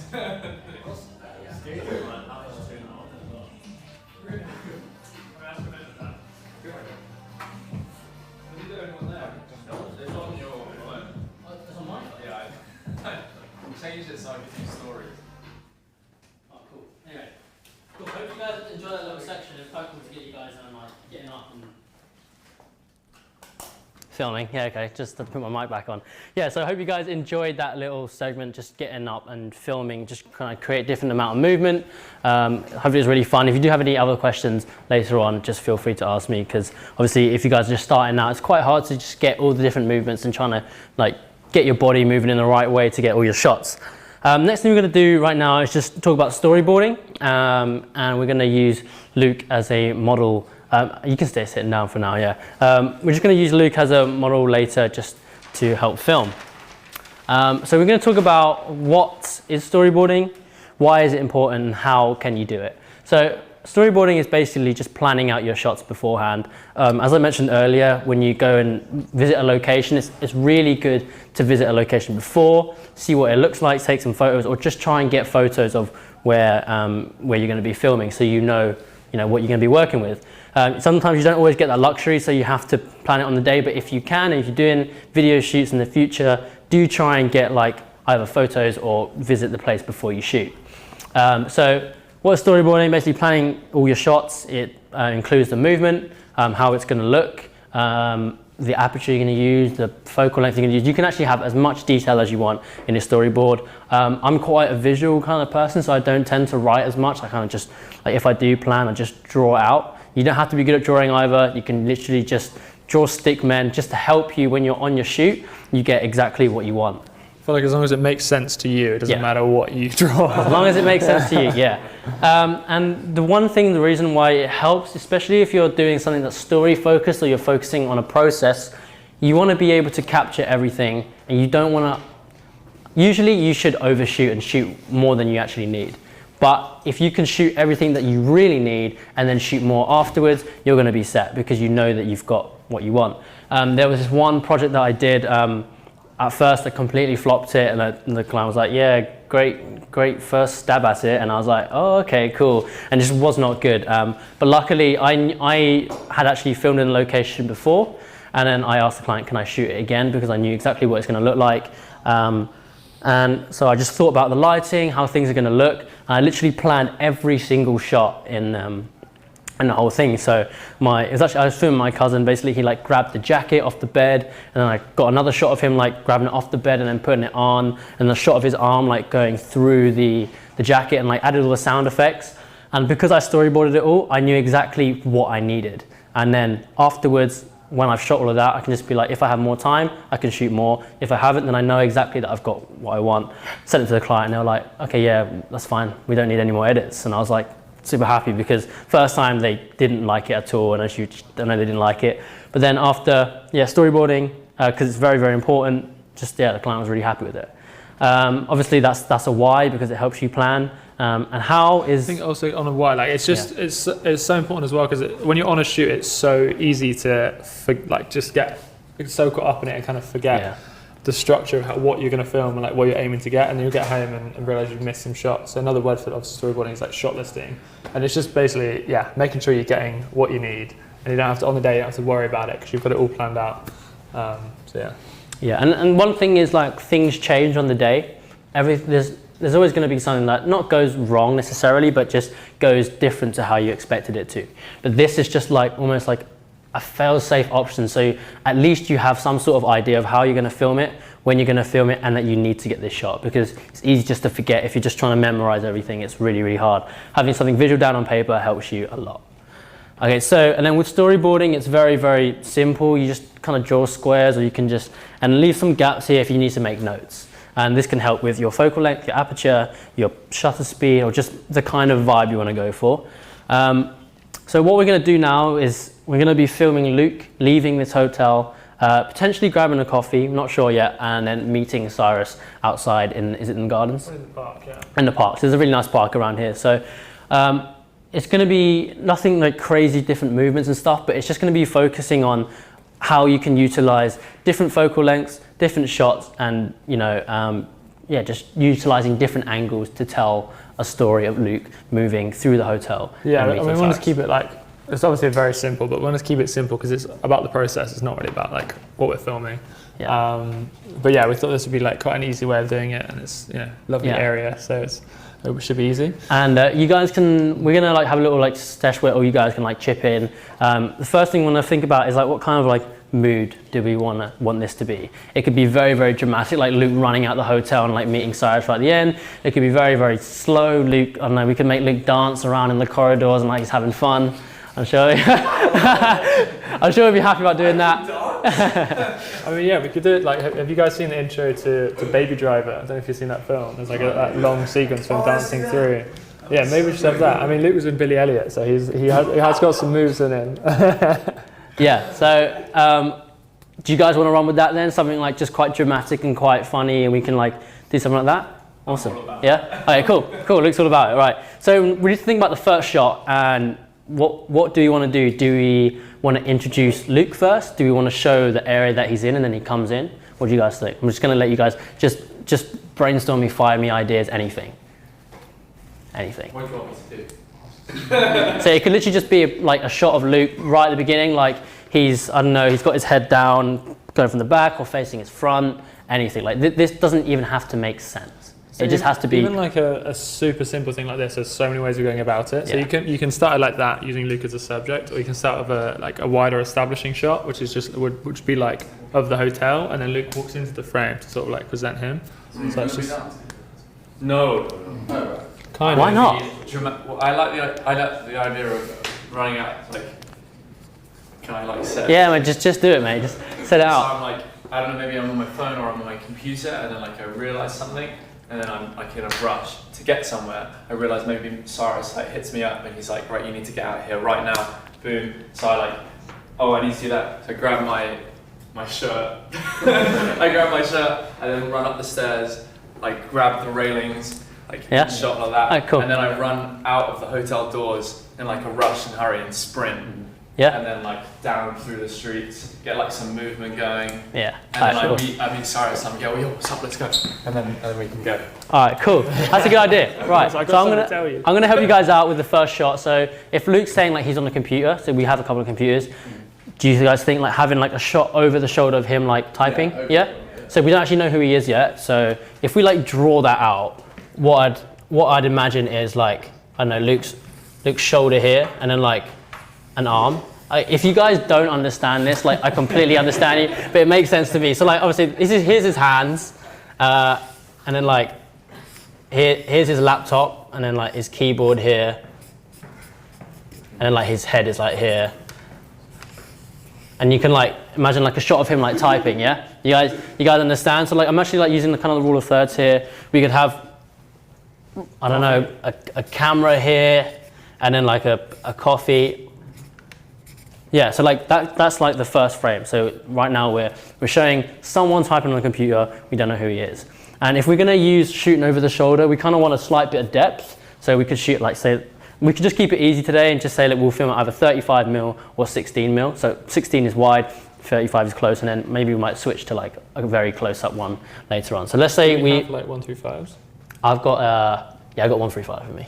And I've got 24 to 105 with me as well. So let's say we film this one at 35mm. So that obviously you're showing over the shoulder. We don't know who Luke is yet. And any ideas of what we can do next? Anything. The alarm when his phone goes off to remind him of the meeting. Yeah, an alarm. So we can get, could we get an alarm? How would we shoot that? Do you just want like a shot of the screen? Just the screen popping up? Well, when the alarm goes off, shot of him grabbing the phone. To check, cool. So let's put a little phone in here then. Let's put a little phone in here. And then next scene we could have like a shot, a very close-up shot of the phone lighting up, and then Luke's hand grabbing it, yeah? Okay, so sometimes what I like to do in my storyboard is like split one square into like two different scenes. So like I'd like draw like a line down the middle and then have like two different things. So you could see the phone. That is not a phone, but alright, okay, you know what I mean. So but usually like if you're doing this properly, then you'd obviously write it out and you'd be like phone lights up. But we guys kind of know what's going on here. I mean, there we go. Okay, so phone lights up, and then Luke's hand will go in and grab the phone. Right, I'm really going to try and get my drawings a bit better this time. I was vibing with the first. Okay, so okay, so we got an oven mitt grabbing the phone, and then usually like it helps to like draw arrows as well, like to show how your camera's moving. So it'd be quite cool right now to like move the camera backwards as he's grabbing the phone, so it kind of follows it a bit. With this one here, we could even, I like to show an arc movement, like an orbit movement, just by doing like a sort of like semicircle line like this. It just helps, you know, when you're actually filming that you know what you're doing. So Luke grabbing the phone, and then what now? Yeah. If he picks up the phone, you use this to introduce his face. Yeah, cool. And then should we do that as like a wide, like almost, so say if his laptop is like open. Is it this way? Yeah. No, oh wow, it is. Alright, so if it's here and his phone is like here, yeah. What we could do you think like shooting from like where you are over there, like a wide shot of him grabbing up and then grabbing the phone? Or maybe just follow the movement. Yeah. We could follow the movement as well. And we could actually use like some of like the glasses and stuff just as like foreground to show it moving, yeah? So let's just say there's two bottles here. Oh mate, my drawings are absolutely terrible. And then like over here we have like the edge of the table. We have Luke's laptop here and like the phone. And then you have Luke here. I'll just draw Luke as a stick man because yes, I mean you kind of understand what's going on, right? And then like if he's like grabbing the phone and pulling this way, then we can push forward through the bottle so we get that kind of movement to follow the. Yeah, cool. So now we introduce Luke. Yeah, there's Luke. With storyboards as well, you can also like plan. You can draw overhead as well and kind of plan where the cameras are. You can actually place. We draw cameras like, I just draw it here. So a camera like looks like that is there a line here? Doesn't really matter. Anyway, so that when you're doing things from overhead, then you can like place cameras and like kind of just have an idea where the cameras are going to be pointing. Yeah. Yeah. Okay. All right. So now Luke's is like pointing in. Do we want to get a close up of Luke, or are we going to switch to him like running off as soon as he gets this call or as soon as he sees the alarm? What next? Anything, guys? Grab a jacket. Grab a shirt. Well, Okay. I think before then we clip a close up of his face. Yeah. Intense. Yeah. Of him being late and then grab, which I can Cool. get. Yeah, that's a cool idea. And then we can use the laptop screen to like bring a bit of like underneath light to show him. Yeah, cool. So this will be a close up of Luke. I don't know, looking shocked with a phone here. Honestly, if you have more time, obviously your drawings will be a lot better. Right now, I'm just facing a very weird way. There you go. Pretty accurate representation. That's his laptop. Okay, so that's like Luke, like going like, oh, okay, and then what you can do is just, you think like he would like move off that way, out of frame. Yeah. So which way you want to move, left or right? You guys can choose. First one, left or right? Left, right, left, right. Yeah, right. it could like lead. Left. Okay, let's go left. We'll go left. Okay, so Luke will run left, right? And now what we want to do is make sure in the next shot, say if we have a wide shot or another close-up, that he's also moving to the left. Because if he's moving to the right, you're going to have this kind of weird, the shot you see him running this way and then he'll go that way. I mean, sometimes you can do that if you want to create a very, very hectic scene, but usually it works the best if you're just going the same way. Yeah, it's just much more seamless, like the way it cuts together. Yeah. All right, what next? Him running off. So yeah, now we can. That's an opportunity to see like a bit of a transition as well. Like how would you, if you were like you're filming it, so how would you transition to the next Ooh, shot? how do I transition into that? Would it just be like a whip? Yeah, so we can do a whip pan. You guys familiar with whip pans?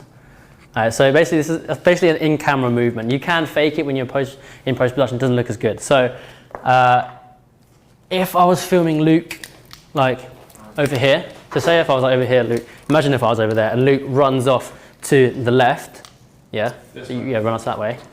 I'd really quickly like whip the camera this way, and if I'm shooting at like say 25 frames a second, there's gonna be loads of motion blur. You're not gonna be able to see anything, but you're gonna see the camera whipping that way.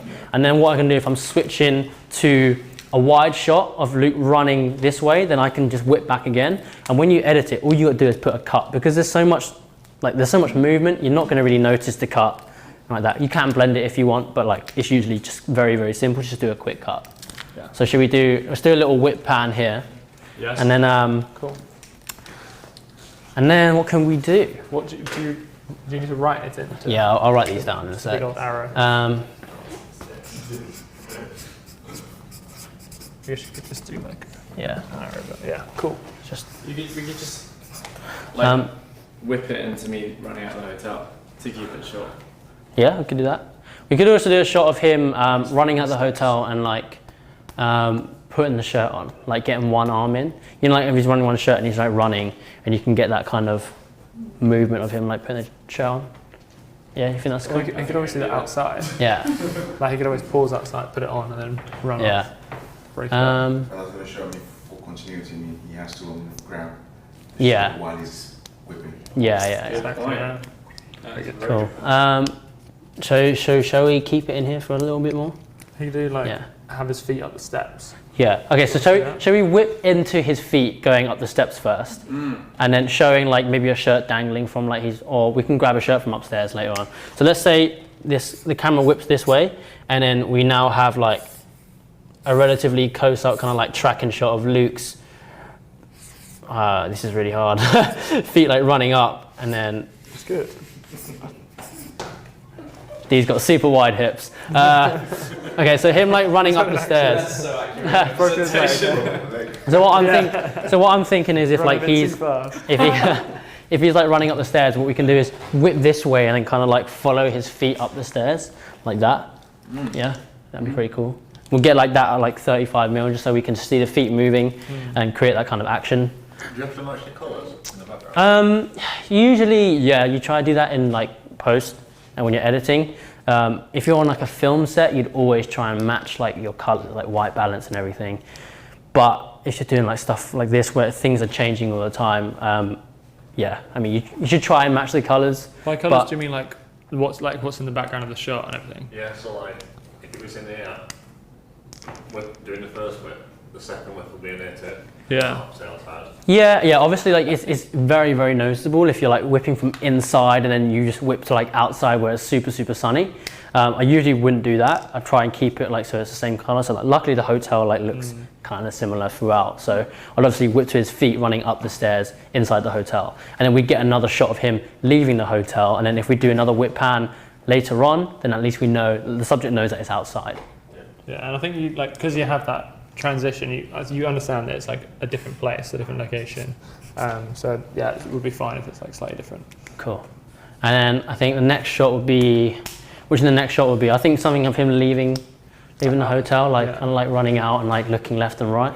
Think that'd be pretty cool. Yeah, safety first. That work? Yeah. Cool. Put my helmet on. Yeah. All right, so imagine like Luke is running this way now. Or maybe he steps outside and pauses and then puts his shirt on. Yeah. And then you run. Is it cold? Yes. I think I've thought of a new way to like do a transition as well. So like imagine if Luke is here and he's got like a shirt like dangling from his hands and he's like leaving the hotel.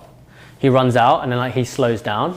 And what you could do is if you get a shot of him like putting the shirt on while we're facing this way. So like he puts shirt on. Like if he puts the shirt on, we can actually cut to a scene later on, like the one after this, or from the back. And like when he puts the shirt on, it like cuts to black, and then we can like transition to him, I don't know, out in the street or something like that. Just cut like from black to black, if you know what I mean. Okay, cool. So are we guys happy with this? You guys are kind of like get the idea of what we're doing now. Yeah. Next one, we prepared a few more. We're just going to do a maximum of like 12 shots, just because it's going to keep it pretty quick. So what I'm thinking now is like a shot of behind Luke putting the shirt on, and then okay, this is actually terrible. It's such a big shot. It's okay, so like imagine like him putting on the shirt like this, and then the camera can just like go into his back, and then it will cut to black. So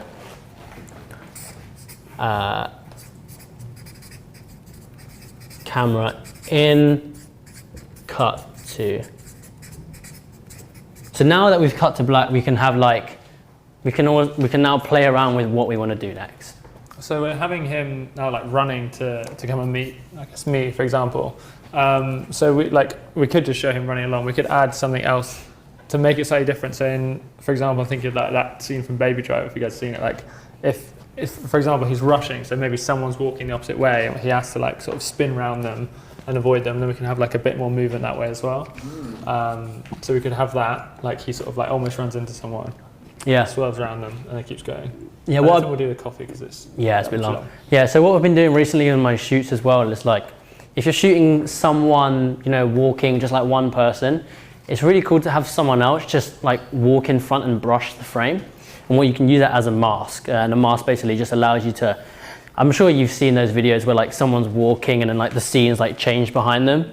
Yeah, so basically we could do something like that. We can get someone to walk or brush past the camera. So because it's black here, let's cut to black now, we can actually do anything we want with this next scene as long as it starts from black.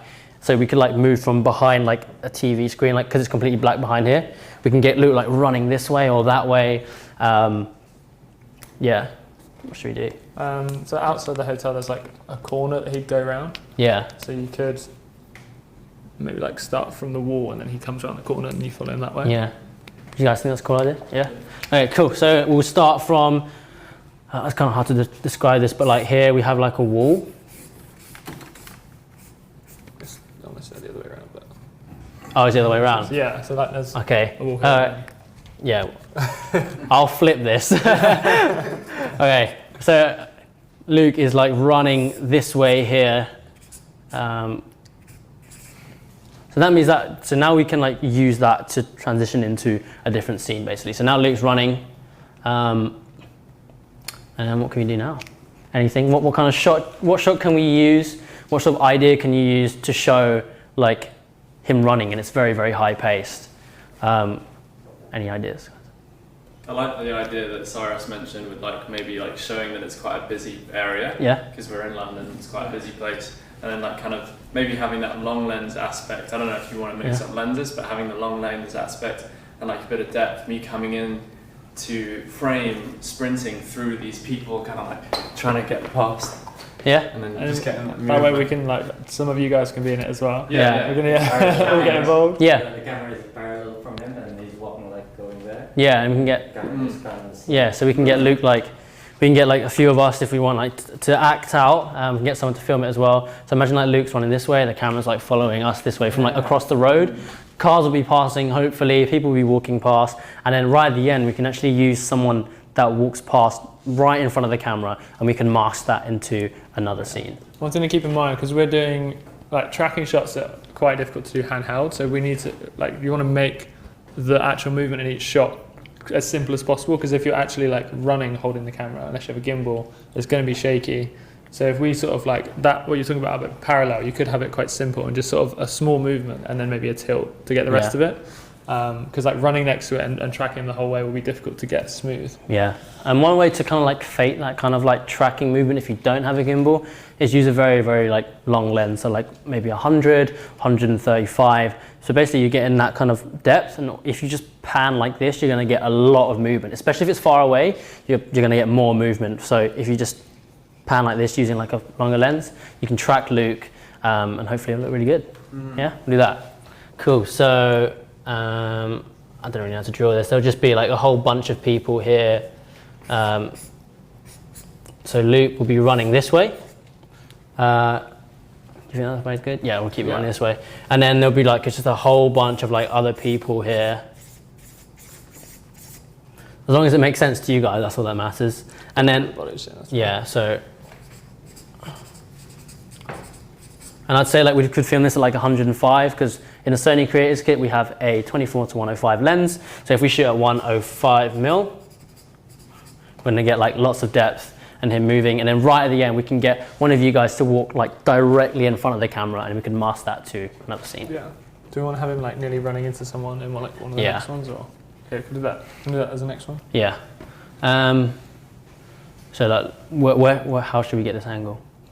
I mean, we can do the two, because there was, what was your name, sorry? Josh. Josh. Yeah. Josh said the scene of kind of like following me on the other side of the road, and then we could do the one where it's like looking straight down the crowd, where I'm like running through it. Yeah, cool. And you can kind of show me kind of like bumping in moving in and out of each other. So the road's there, you'd be like this way. Yeah. That will be from this way, yeah? Yeah. So like Luke's running down the road, and there'll be like a whole bunch of people going up this way. I think you guys kind of understand the perspective, right? If I draw the road like this, you can kind of see. And then we can get someone like walking past right at the end to mask over. So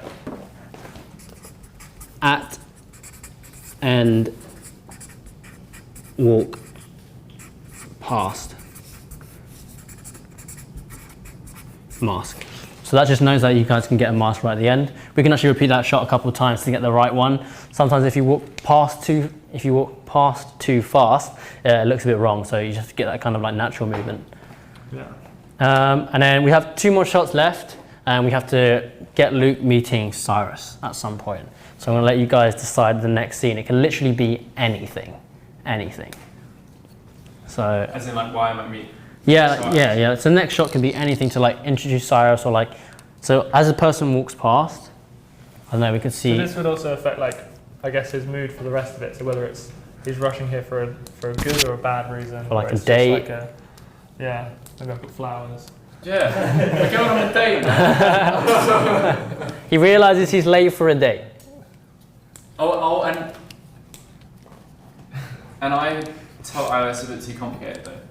I was going to say like I told Cyrus to meet me on the way to pick up flowers, and that just kind of makes it a bit. I'm not actually going to have flowers.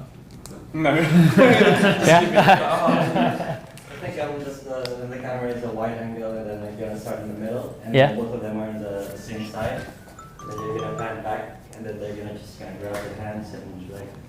Yeah, sure. A friendly thing, you know. Yeah, cool. Or is it like a? Yeah, Yeah. I think the camera is in the middle, and you're having a wide angle lens. Pulls back, and they come in. Start another frame. Yeah, I rate that. Or we could go straight into a fight. Yeah. Oh yeah, that we could actually do that. It could just be like a hand like this, and it pans out, and then there's like just maybe like a second of just nothing, and then there's just like you two like this. Yeah, should we do that? I think that'd be pretty cool. It'd be quite a funny ending. All right, cool. That's a sick idea. Sick idea. All right, so camera like pans. Camera.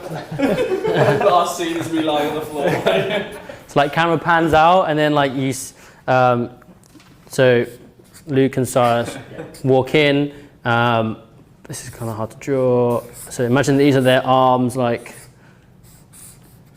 Oh, this is terrible. I'm really sorry, guys, that like my storyboarding's not that great, but so imagine that. So they'd be like, like fist bumping. Then they'd walk out of frame.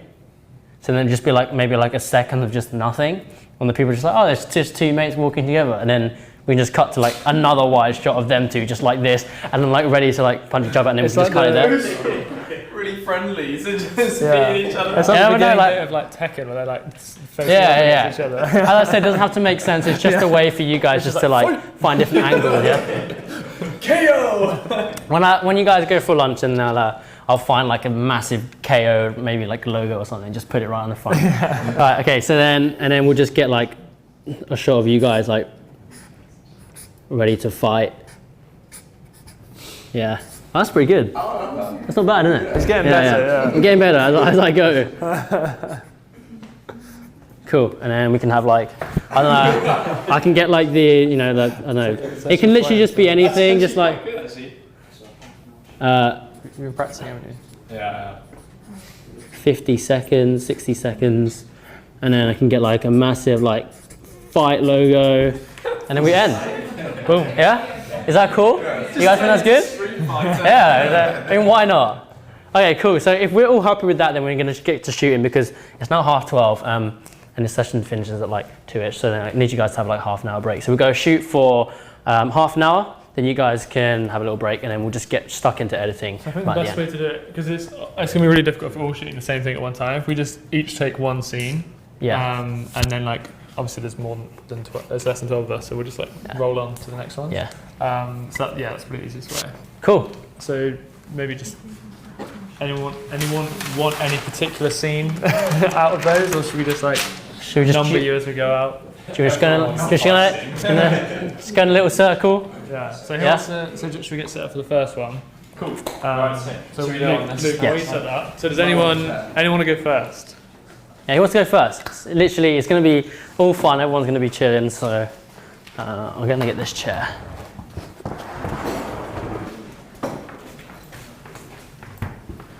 Right, so it'd probably be good if all of you guys just come over and we can all bunch up. Sorry, just before we do that, Yeah. I've got a couple of questions from online. Oh, really? Just have like a 2-minute Q&A. Okay, cool. I didn't realize you had questions online. Woo! Have a read. Read them out loud and then ask them. Okay, so one question from McCaithness Films. Why do we get a robotic look instead of the look of a human feel from a glide cam? So I'll probably show you how the gimbal works in a bit, but the gimbal basically stabilizes every single axis apart from the up and down movement.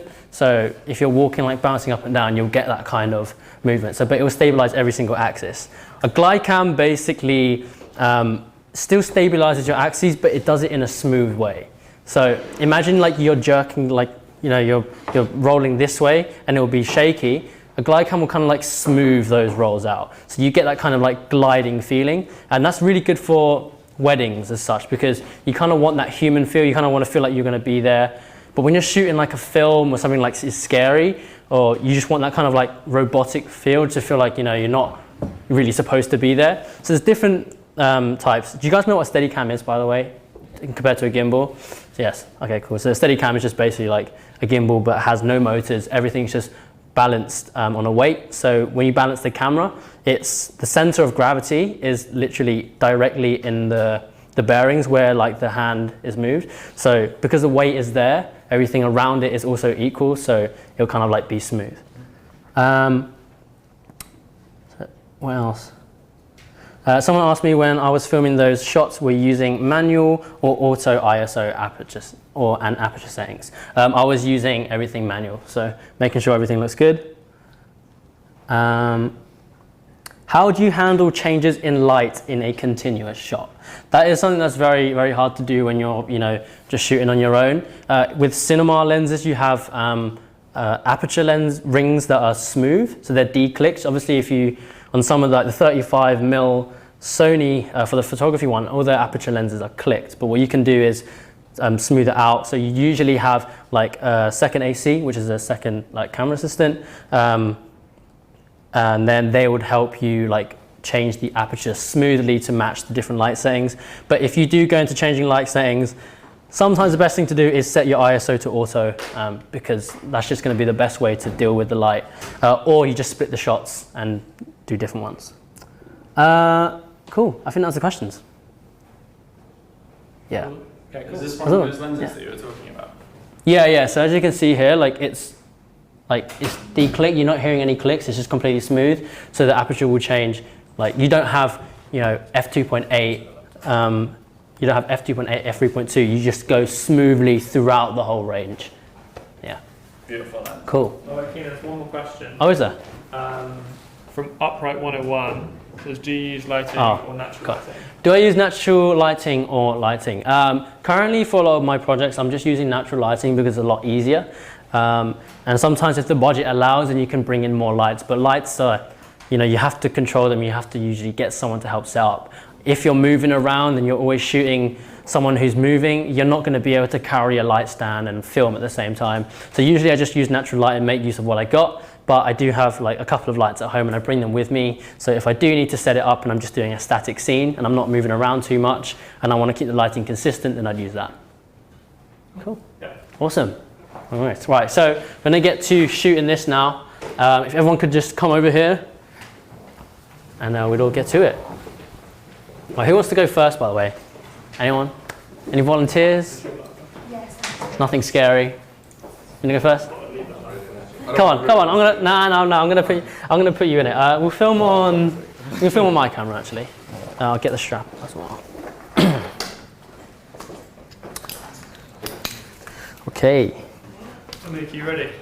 I am. I'm just setting up the shot, the background, the table. Oh, sure.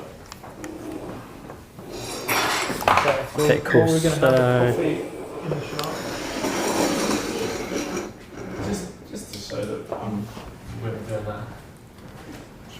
So what I'm going to do, guys, is actually set the record setting, the frame rate to 50 frames a second. And I'm not going to be filming in 100 because if we're filming something that's quite like high action, high pace, then we want to have it quite like a cinematic shutter speed like 25. But I'm shooting at 50 because you can kind of like mix it in with just normal footage and it kind of looks smooth, but you also have the ability to slow it down to half speed. What? Oh, it's here. There you go. Cheers, mate. Okay, cool. You're gonna ring it? Yeah. All right. So, do you want to just take this over here? Okay. I wish I could show everyone, but do you want to put that strap on your head? Okay, cool. So, as we said earlier, you can hold it. We're gonna be filming over the shoulder. Yeah. So as you can see, we've got Luke here, like that. You can actually articulate the screen however you want. And then we could have that here. And then what we're going to do, I think, is just, you guys can come around and have a look if you want as well. No pressure. No, it's all good. It's all good. So everyone can have a look at the screen for like a couple of seconds. As Luke's doing it, it would be quite cool just to get like a sort of just panning movement. So have the strap like quite tight, yeah. And then like move this way, if you know what I mean, like that. Yeah, that honestly, just that tiny amount of movement until the phone rings is like honestly fine. So if you just come a bit closer as well, and then go over the shoulder so you can see the keyboard, and then like kind of like just move this way. Like honestly, that's all you need. Like that's perfect. Yeah, cool. You guys all ready? Is everything all set? Okay. All right. Yep. Okay, just press film now, and then honestly, just keep doing that movement until the phone rings. Wait, is it meant to ring in this scene? And we can get it ringing, and then we can, just in case we want to check it. But yeah, so click record for now. Oh. Yep, and then just keep doing that little movement. Yeah, and then go back.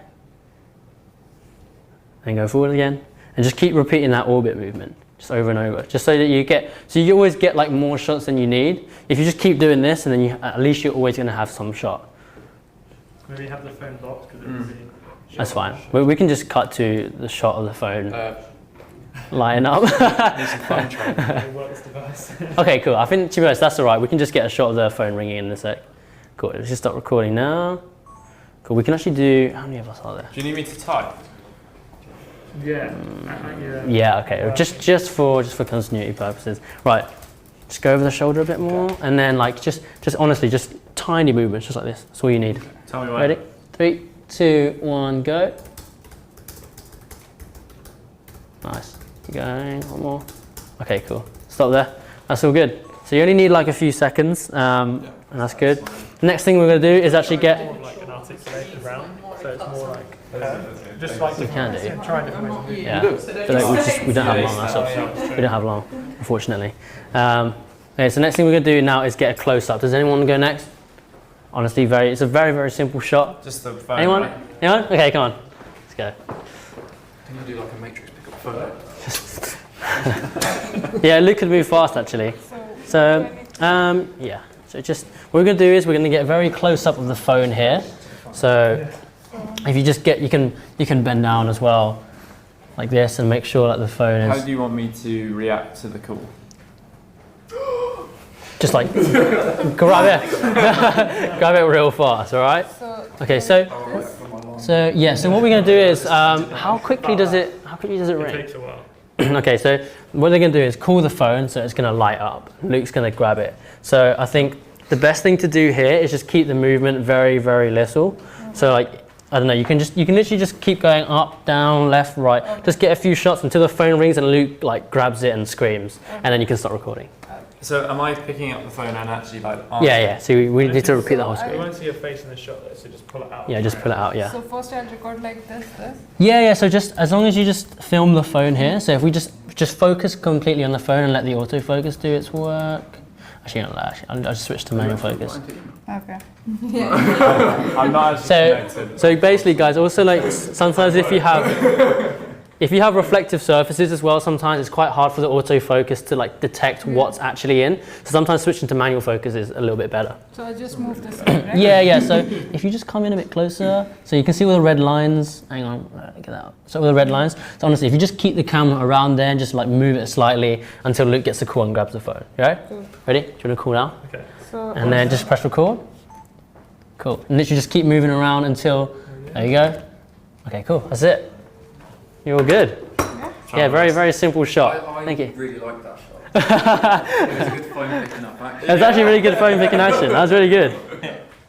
That actually went through a lot quicker than expected. Enough fumble to make it look. That was sick. That was good. That was a really good shot. I like that one. Okay, so next one we're going to do now is a close-up of... no, not close-up, this one here. Yeah. A long lens? No, we're just going to use a wide one just because we can use the bottles as like a... Okay, sure. Who wants to do this one next? Anyone? Yeah? You? Cool. Let's go over here. So everyone, I want you guys to come round, otherwise you're going to be in the shot.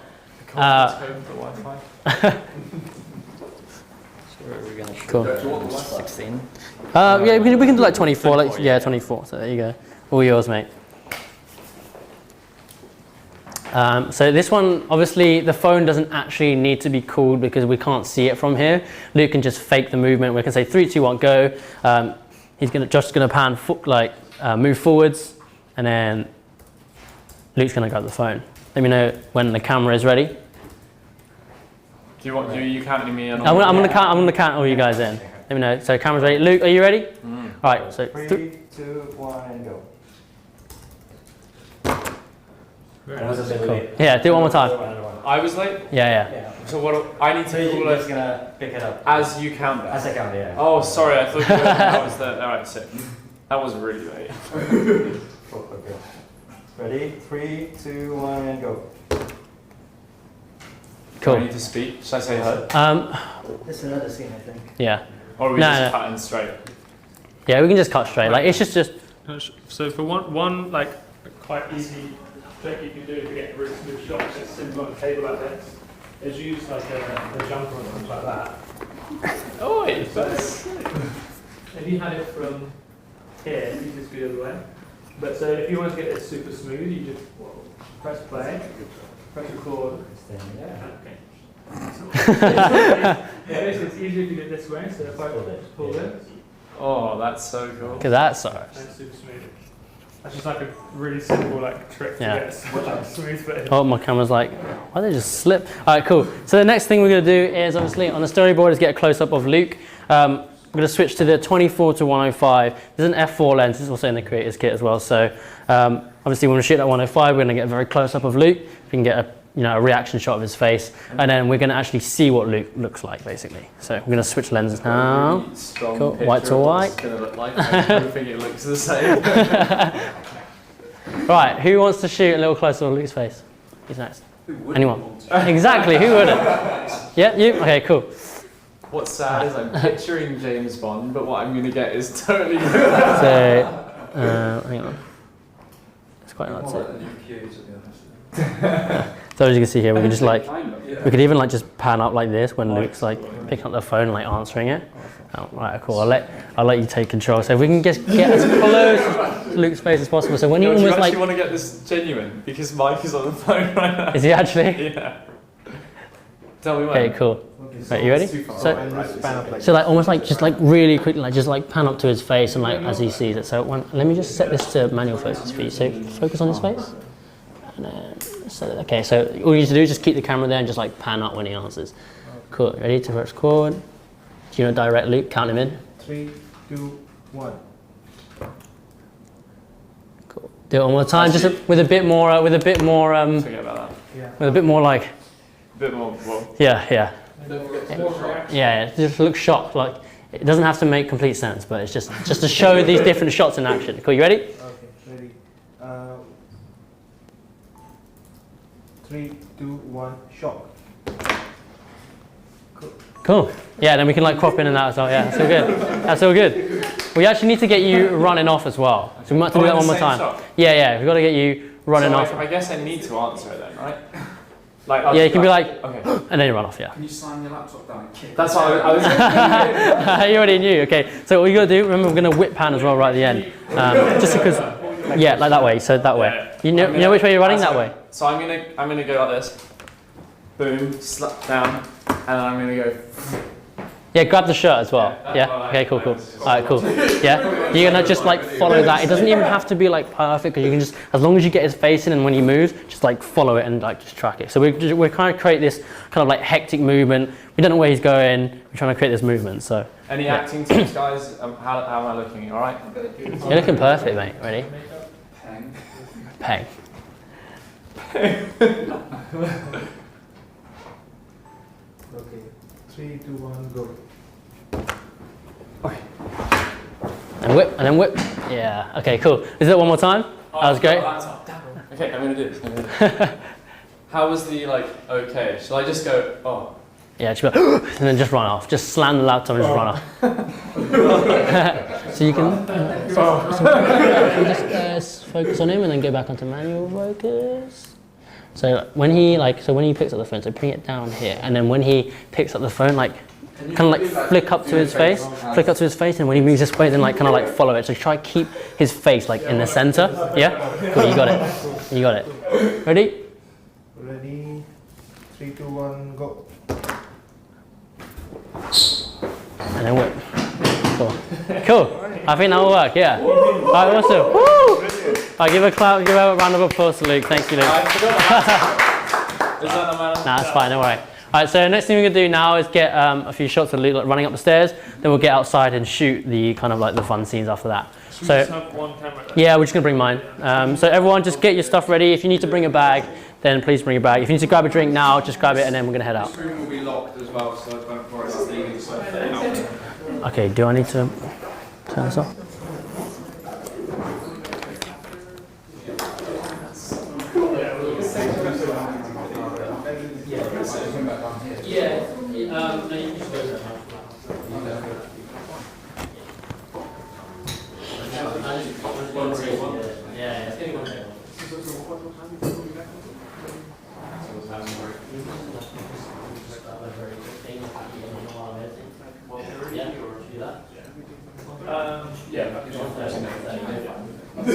Acting?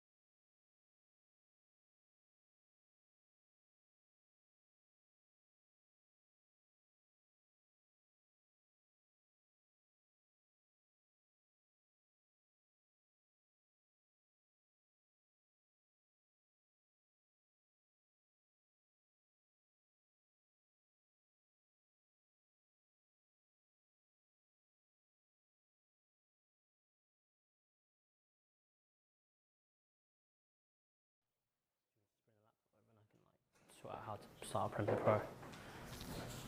Oh, wait, you want to? Yeah, I'm going to go through it, yeah. Okay. Hello, hello. Yeah, do you want me to just drag it in? Or do you want to I'd probably do that, yeah. Right then, mate. Should we put this over?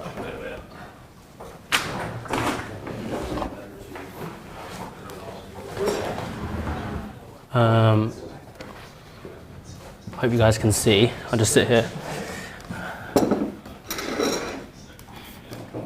Oh, okay.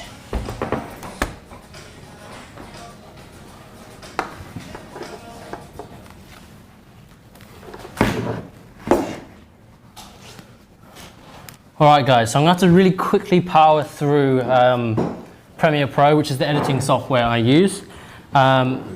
There's different ones. You guys got there's some Final Cut guys here who aren't so happy with me.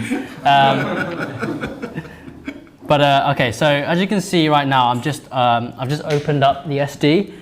What I'd usually do is actually import all the files onto my computer.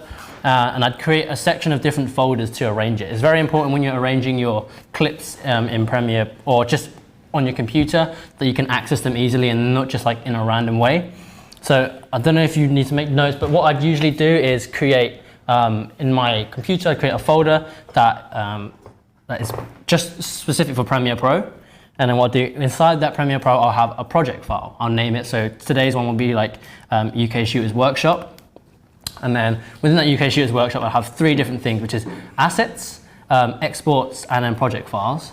And so basically when I'm going through my computer, there's a lot of folders to go through, but at the end of the day, it's going to be very, very organized, and that's the main thing, that you can always find the clips that you want. That's you, mate. Okay, so I could actually just do it on here for you. So this is what Premiere Pro looks like when you bring it up. You have quite a few different panels and stuff like that. It's quite overwhelming when you first get into it. But the main thing to do is you can see right here in the bottom left, we have the project panel. So you can right now just either double click to import media, or you can just drag the clips that you want to edit into it. So what you can do is just drag it in. That's everything from today. Usually everything would be arranged in order in folders, but today it's just going to be very, very basic on how to import footage, how to basically use it in your footage. So just wait for Premiere Pro to import. I'll make it brighter. Okay, cool. Okay, so as you can see right now, we have all these clips here that we filmed today. And to view a clip, all you got to do is double click one of them, and you can see it's brought up into this top left panel over here. This is called the source channel, so it's just viewing your videos from the SD card. So as you can see right now, we've got the shots view that filmed Luke answering his phone. And here we have, as you can see, there's all the icons, right? You can see all the icons of everything that we shot. If I change, if I change this to the list view, I can see the frame rate that everything was shot at. So you can see there's a section of 100 frames a second clips, there's some 50 frames a second, there's also 25 frames a second. And what I usually tend to do is make all of these clips 25 frames a second. You can do that by interpreting your footage. Hopefully you guys can watch this back in the future and you can know what I'm doing, but what you do is you shift click all the ones that aren't 25 frames a second. You 2-finger click to get this menu settings up, and you go modify, interpret footage, and basically if you go to assume this frame rate and type in 25, it will change every clip that's not 25 frames a second to 25 frames a second. So if I click OK, as you can see, the clips right at the bottom were all 100 frames a second. So as you can see, the bird here is moving very slowly. If I, which button is it, this one? Okay, so if I maximize it, you can see that the bird's moving slow motion here. And Luke and Luke's flying, like that. So everything's in slow motion now. So which is really good because everything is back to 25 frames a second, what we want. So if we start with the initial clips, and we arrange them in order. Cyrus, your mouse is going funny. Okay, you can arrange your files however you like, so you can do it with the time it was filmed, the duration, you can sort it by however you like. I like to sort it out with the label, so that's the number of the number footage. So if we go to the first clip here, we can see Luke. I'm just going to do it very, very quickly and very briefly. So as you can see, right now we've got a little bit of movement of Luke typing. What I do to set an in point on your footage, that's like, so this is just viewing, the top left is just viewing the clip right now.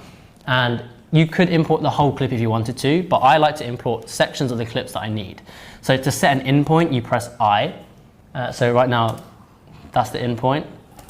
And then to set an out point, you just press O. So I is in, O is out. So that means what I'm going to be using now is this section of footage. I actually might just do this bit here. Hang on.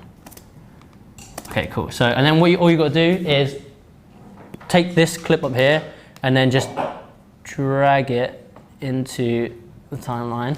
Okay, so once you've dragged it into the timeline basically creates a sequence. A sequence is basically your project based on the first clip that you put in your timeline. So if you put in a 100 frames a second clip, the whole sequence will be based on 100 frames a second. You can change it, but this is just the easiest way that Premiere Pro works. So you just press spacebar to play. So as you can see, Luke's like typing here. And then next thing I want to do is cut to, oh, it's not in this one, but the next shot of the phone lighting up. Okay, cool. So which is this one right here. So as you can see that, and then you can see the phone ringing, and then Luke's going to grab it and then pick it up. Obviously, earlier I just slowed every clip down to 25 frames a second because it's easier for me to edit. But now I know that I want this one to be like full speed. I can just like speed it up. So if I shoot, press I and wait for the thing to ring. So if I'm going too fast, please ask me what I'm doing, and then Luke grabs the phone and brings it up. So that's O, and then I just drag this clip into the timeline. So if I play it from just the end of this bit, you can see the phone is like ringing, and then Luke will grab it. But obviously right now you can see that's a bit of a slow motion. You want it to be faster. So what I'll do is, if I can zoom out, hang on. Okay, cool. So, okay. What I'll do is change the speed and duration. So the same thing as I did earlier, you know, like you can 2-finger click or right click. 2-finger click, and then you click speed and duration, and then you can change this to whatever speed you want. So for me, I'm just going to choose 200%, and then I will move this clip back in. There. Okay, cool. So once you watch the footage back, oh, I don't know what happened there. Sorry, your mouse. I think Cyrus has messed up his mouse a little bit. Okay, I think it's fine. Okay, cool, that's fine. So as you can see right now, like the phone rings, Luke grabs and picks up the phone, and that's exactly where I want to end it. And there's quite a few different tools in here. I know I'm going through very, very fast. I'm just going to try and put this whole thing together. C is the razor tool, and that allows you to cut the footage. Oh, mate, thank you very much. Oh no, do you have it? Hang on. Thank you so much.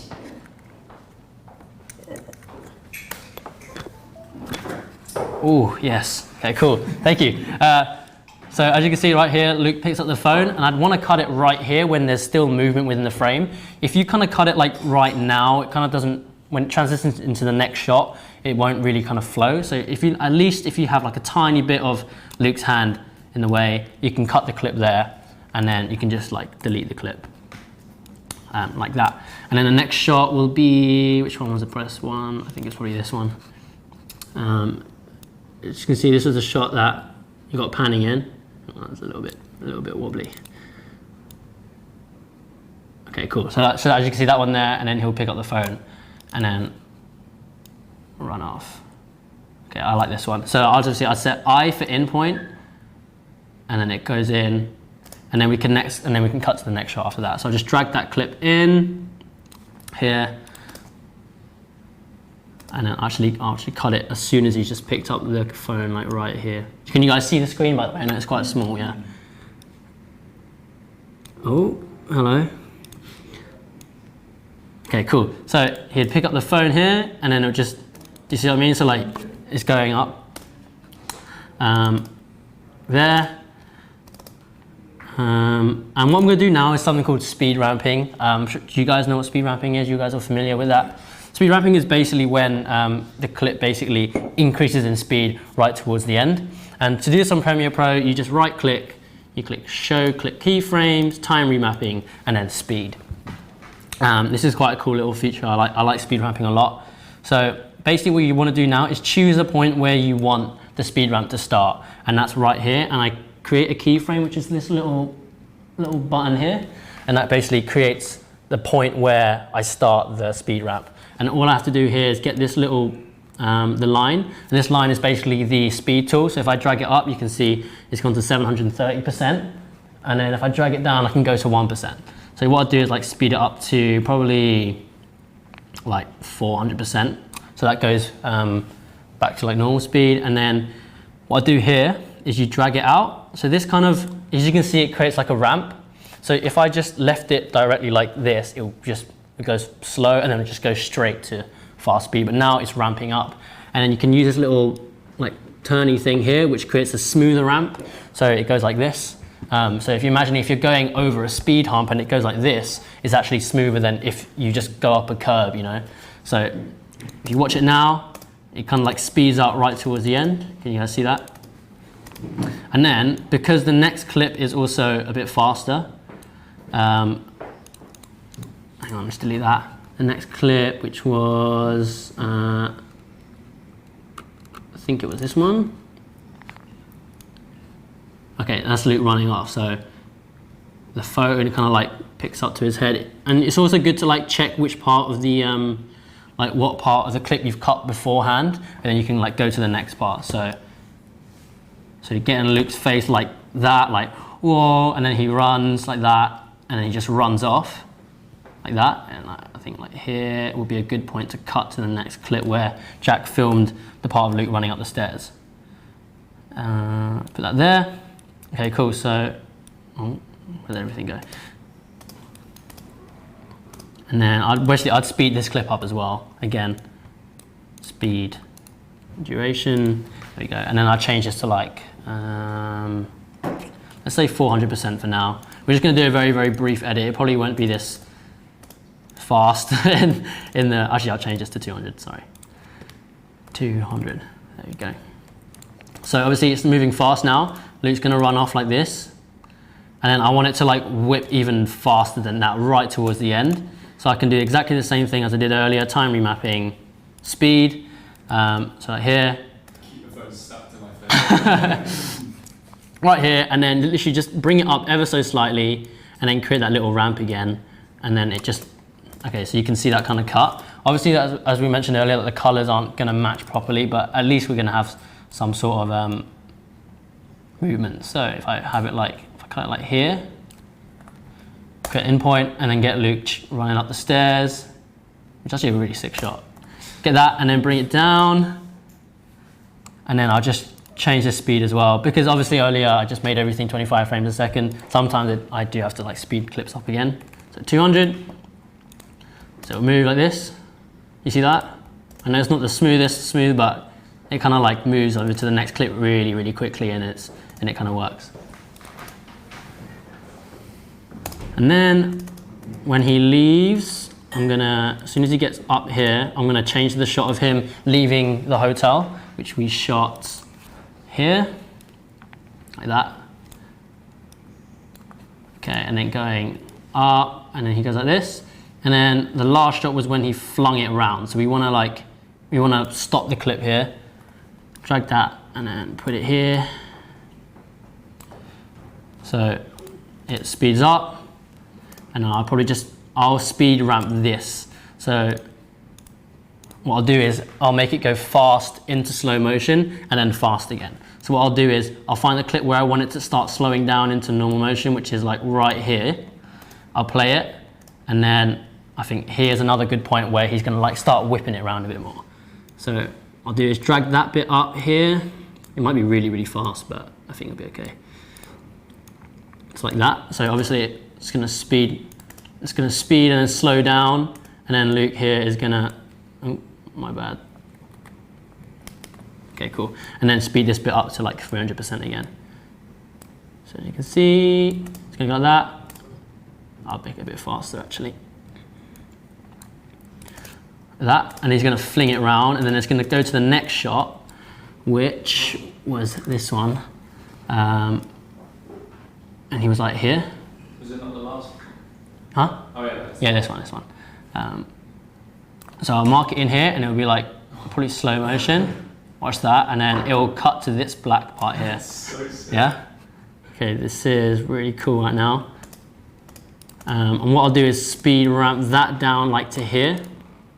So I'm going to use a lot of speed ramps here, so I hope you guys can be following what I'm doing. And then I'll bring that up to whatever looks good. And then speed ramp that down. Oh, what happened there? Okay, cool. So then we do like this. Ready? So that looks pretty cool. And then we'll speed ramp again, so we can go into the next shot where Luke is running.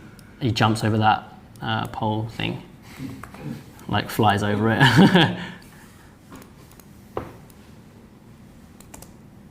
Okay, cool. There we go. Black.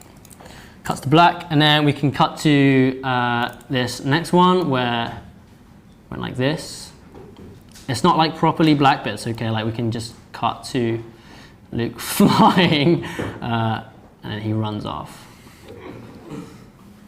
Cool. There, and then we'll pop that clip right there. So if this clip is now in slow motion as well, I'll just start where it's moving actually. And ripple delete, basically, as you just saw what I just did there, it kind of deletes the spaces in between a clip. So if I move it over, I can like just delete that space, but like say if I had, okay, I'll just cut this clip here. If I just deleted this clip, there'd be a space. But if I go back, if I ripple delete it, it kind of like moves the whole clip next to it again. So that's just a tip if you guys remember that. Oh wait. Okay, cool. And then I'm going to speed ramp this to Luke flying. Who did that shot?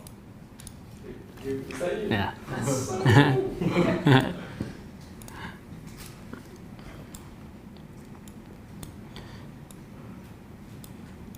Okay. What time is it? 55. I've got 5 minutes. Okay, yeah. So what I'll do now is, yeah, you can see Luke like flying, and it's quite cool. It's quite a dynamic shot. It looks really, really cool. And then I'll just go like this, and then speed ramp it just right towards the end so we can go back to that normal speed where you filmed earlier. And what I'm going to do now is nest the clip. So basically nesting is almost like, it's kind of like an internal exporting of the footage, and it kind of just like creates a new image. So say if you've edited like a raw photo and you export it, it becomes a JPEG, and then you can do other stuff to that JPEG. Right, so if I nest it, I'll just call it that. That's what nesting does. And Luke like stops there, okay. And then I just end the clip here. And what I want to do now is kind of like fade this in from black, because it cut to black here. So like it'll be cool if I just from here just create a little black thing. So what I'll do is create a keyframe here. You can do that by pressing Control and click, or you can use that button as I used earlier, and then just bring this down to black here. So you see that I actually made that a bit quicker. And then Luke jumps over there, and then we're going to switch to a couple of the scenes where Luke is running into us. Okay, it was this one, right? I think this was a good one. Yeah. Okay, so Luke in the previous scene, if you remember, he was like on this part of the frame, like on the left part. So it's good to get Luke slightly over to the left so the shot kind of matches where your eyes are watching him. You're just going to stay to that part of the screen. So I click an eye here and get Luke doing that, which is actually a really, really cool shot. I'll pop that in right here. Actually, I'll move that over just a slight bit. Okay. There you go. So you can see like it kind of like joins in like that. And I'll probably cut it here and then go to the next shot, because we want to get a good shot of him running through. Like that. Nice face, Luke. Nice face. Okay, cool, like that. And then Cyrus walks past and then masks the frame, which is really cool. And then I'll go to the bit where the mask ends, so when Cyrus has walked fully through, and I'll show you how to do a very, very quick mask. Okay, I'll probably just cut that a little bit more here. Like that. And then Cyrus is walking through now. And then here is what you do something called a mask. You go over to what's called your effect controls over here, and you select the clip. And should be in opacity. So this is what a mask looks like. And what is actually very, very handy is if you put a clip, you have to put a clip underneath it, because you know, say if you're masking something, you're basically removing part of the clip, and then you can see what's underneath. So is it this shot? Is there one more? Okay, cool. Yeah, we'll use this one.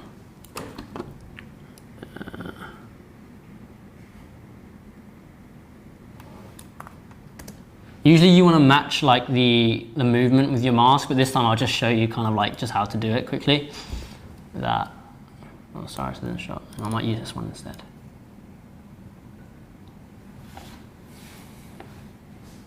So it comes in and it comes out like that. Wait for a few seconds. And I just pop that here, to be honest, and then just, I'll change the speed to 400%, because this one was actually 100 frames a second, and if I want to make it back to normal speed at 25, I just times it by 400. Okay, there, and then let's do a little mask for you guys. So as you can see, Cyrus is walking through now on this top right panel here. If I go into the effect controls and create a mask and make the screen, hang on, let's make this a little bit bigger for you guys to see. It's too small. Okay, so basically all you got to do is basically draw a line like this, and you can basically, you have to just play around with this and just create different shapes. So as you can see, like the rest of the clip now is just gone, but you can actually invert this. So now we're like masking out Cyrus's back. You can also increase the feather here. So if you move this over, you can see like Cyrus's body ends like just there. So I'd put it here, and then I'd like create keyframes. And then I'd go to like the next frame, and then I'd like move this over here. Like just make sure that this doesn't like go back over, otherwise you'll see the previous shot. So here, and then I'll just keep going. Oh, hang on. And then here, keep going until it goes to the end. I don't know what's happened here.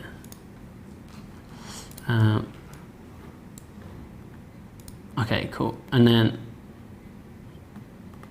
whoa, what's going on? I'm gonna save this for a sec. Make sure to save, guys, because if you lose your project, you're gonna start again. That's the worst part. Okay, that's where the first mask is, and then this one here is, it doesn't need to be there. Okay, cool. So when you're thinking about how the frames are going, we just delete this part of the clip. So as you can see, Cyrus is walking past there, and like it kind of like masks over. It's not the best mask, but you get the idea. Like that, goes out for a few seconds, and then last shot, which was the last one, which is the best one, in here, and then boom, right there, and then it'll just end right here. So okay, last shot is the biggest one. And then I'll just like cut to this wide one. And you'd usually like do this, and then I'll do a couple of random speed ramps, which kind of makes it look a bit cooler, so it looks like bouncing slowly. You'll go like that. Like that. Bring that up, and then just bring, if I want to do like a speed ramp that goes like a hump, you just do exactly the same thing as I was telling you guys earlier. And then do this. So as you can, if I play it, they're going to bounce a bit faster, and then it's going to speed up to where Luke and Cyrus punch each other.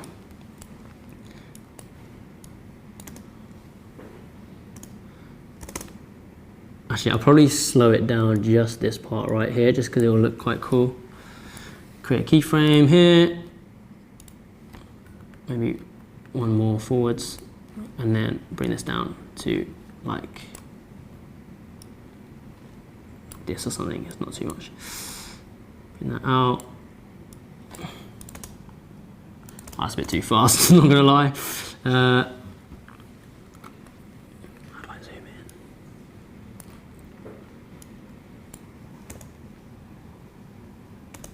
in? No, just probably like end right here. Give me 1 second, guys. Sorry, I'm just moving everything over. And then it will slow down to like 100% right here.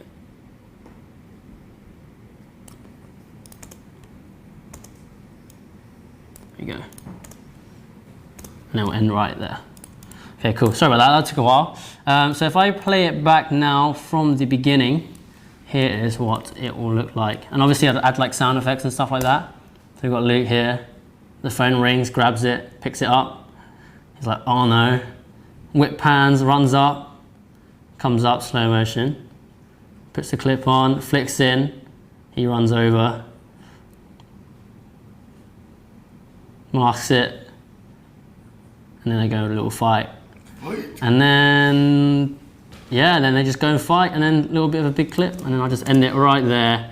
I know, obviously, it was a very, very quick edit, so. And then it just ends there. Cool. And then I'll probably put like a massive bit of fight text there. Make that absolutely massive. Put that right here. And then you can literally just pop that over here and like, I don't know, make it flash or something. Just have a bit of fun with it. I'm just gonna delete all of these. Oh, not the whole clip. Whoops. Okay, there you go. And then like, it'll just be like fight. And I'll just delete this bit. And then you can just imagine, and then just cuts to black. So yeah, that was it, guys. Thank you. That was really quick. I had to really rush through that. Can we see it online? Oh, you want to watch it on the full screen? Okay, cool. 1 sec. All right. I should probably put some music, shouldn't I? Yeah, just play Play like Kung Fu Fighting on there. Come on. Or like, have you got my phone? Is it on my phone? Yeah. Okay. Cool. We're just. Do you want to put voiceover? Do it, man. Oh, please do that. Yeah, put like epic music over it. Wait. Like Chase, just type in Chase. Oh no. Alright. It worked with the cut. Actually, no. That worked. Oh my god.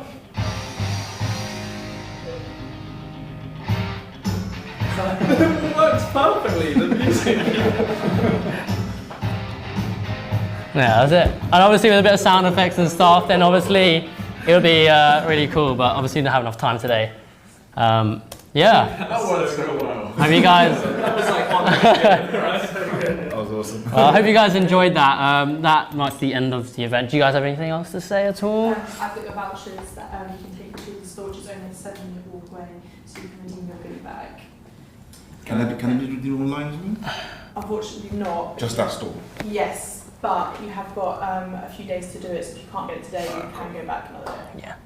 Also, Cool. if you want to give that a go yourself, you've got all the files. Yeah, I've got all the files, so I'll put it on Dropbox. Upload them all to like a Google Drive, and then send you a link, and then you can all download them and like want to edit them as well. Just have a little bit of fun. Yeah. And also, we were filming most of this, so I'll also upload that, so you can kind of like look back at a little bit of like what Keenan did. Because I know we moved through that very quickly. Yeah, I'm sorry I had to go through it really quickly, but hopefully you guys get the idea of... Initially, Keenan was just going to do that like over lunch break, but I think it makes sense to do it in front of you guys so you can kind of see what he does. It's good to see the process. Yeah. I find it very interesting, like to see.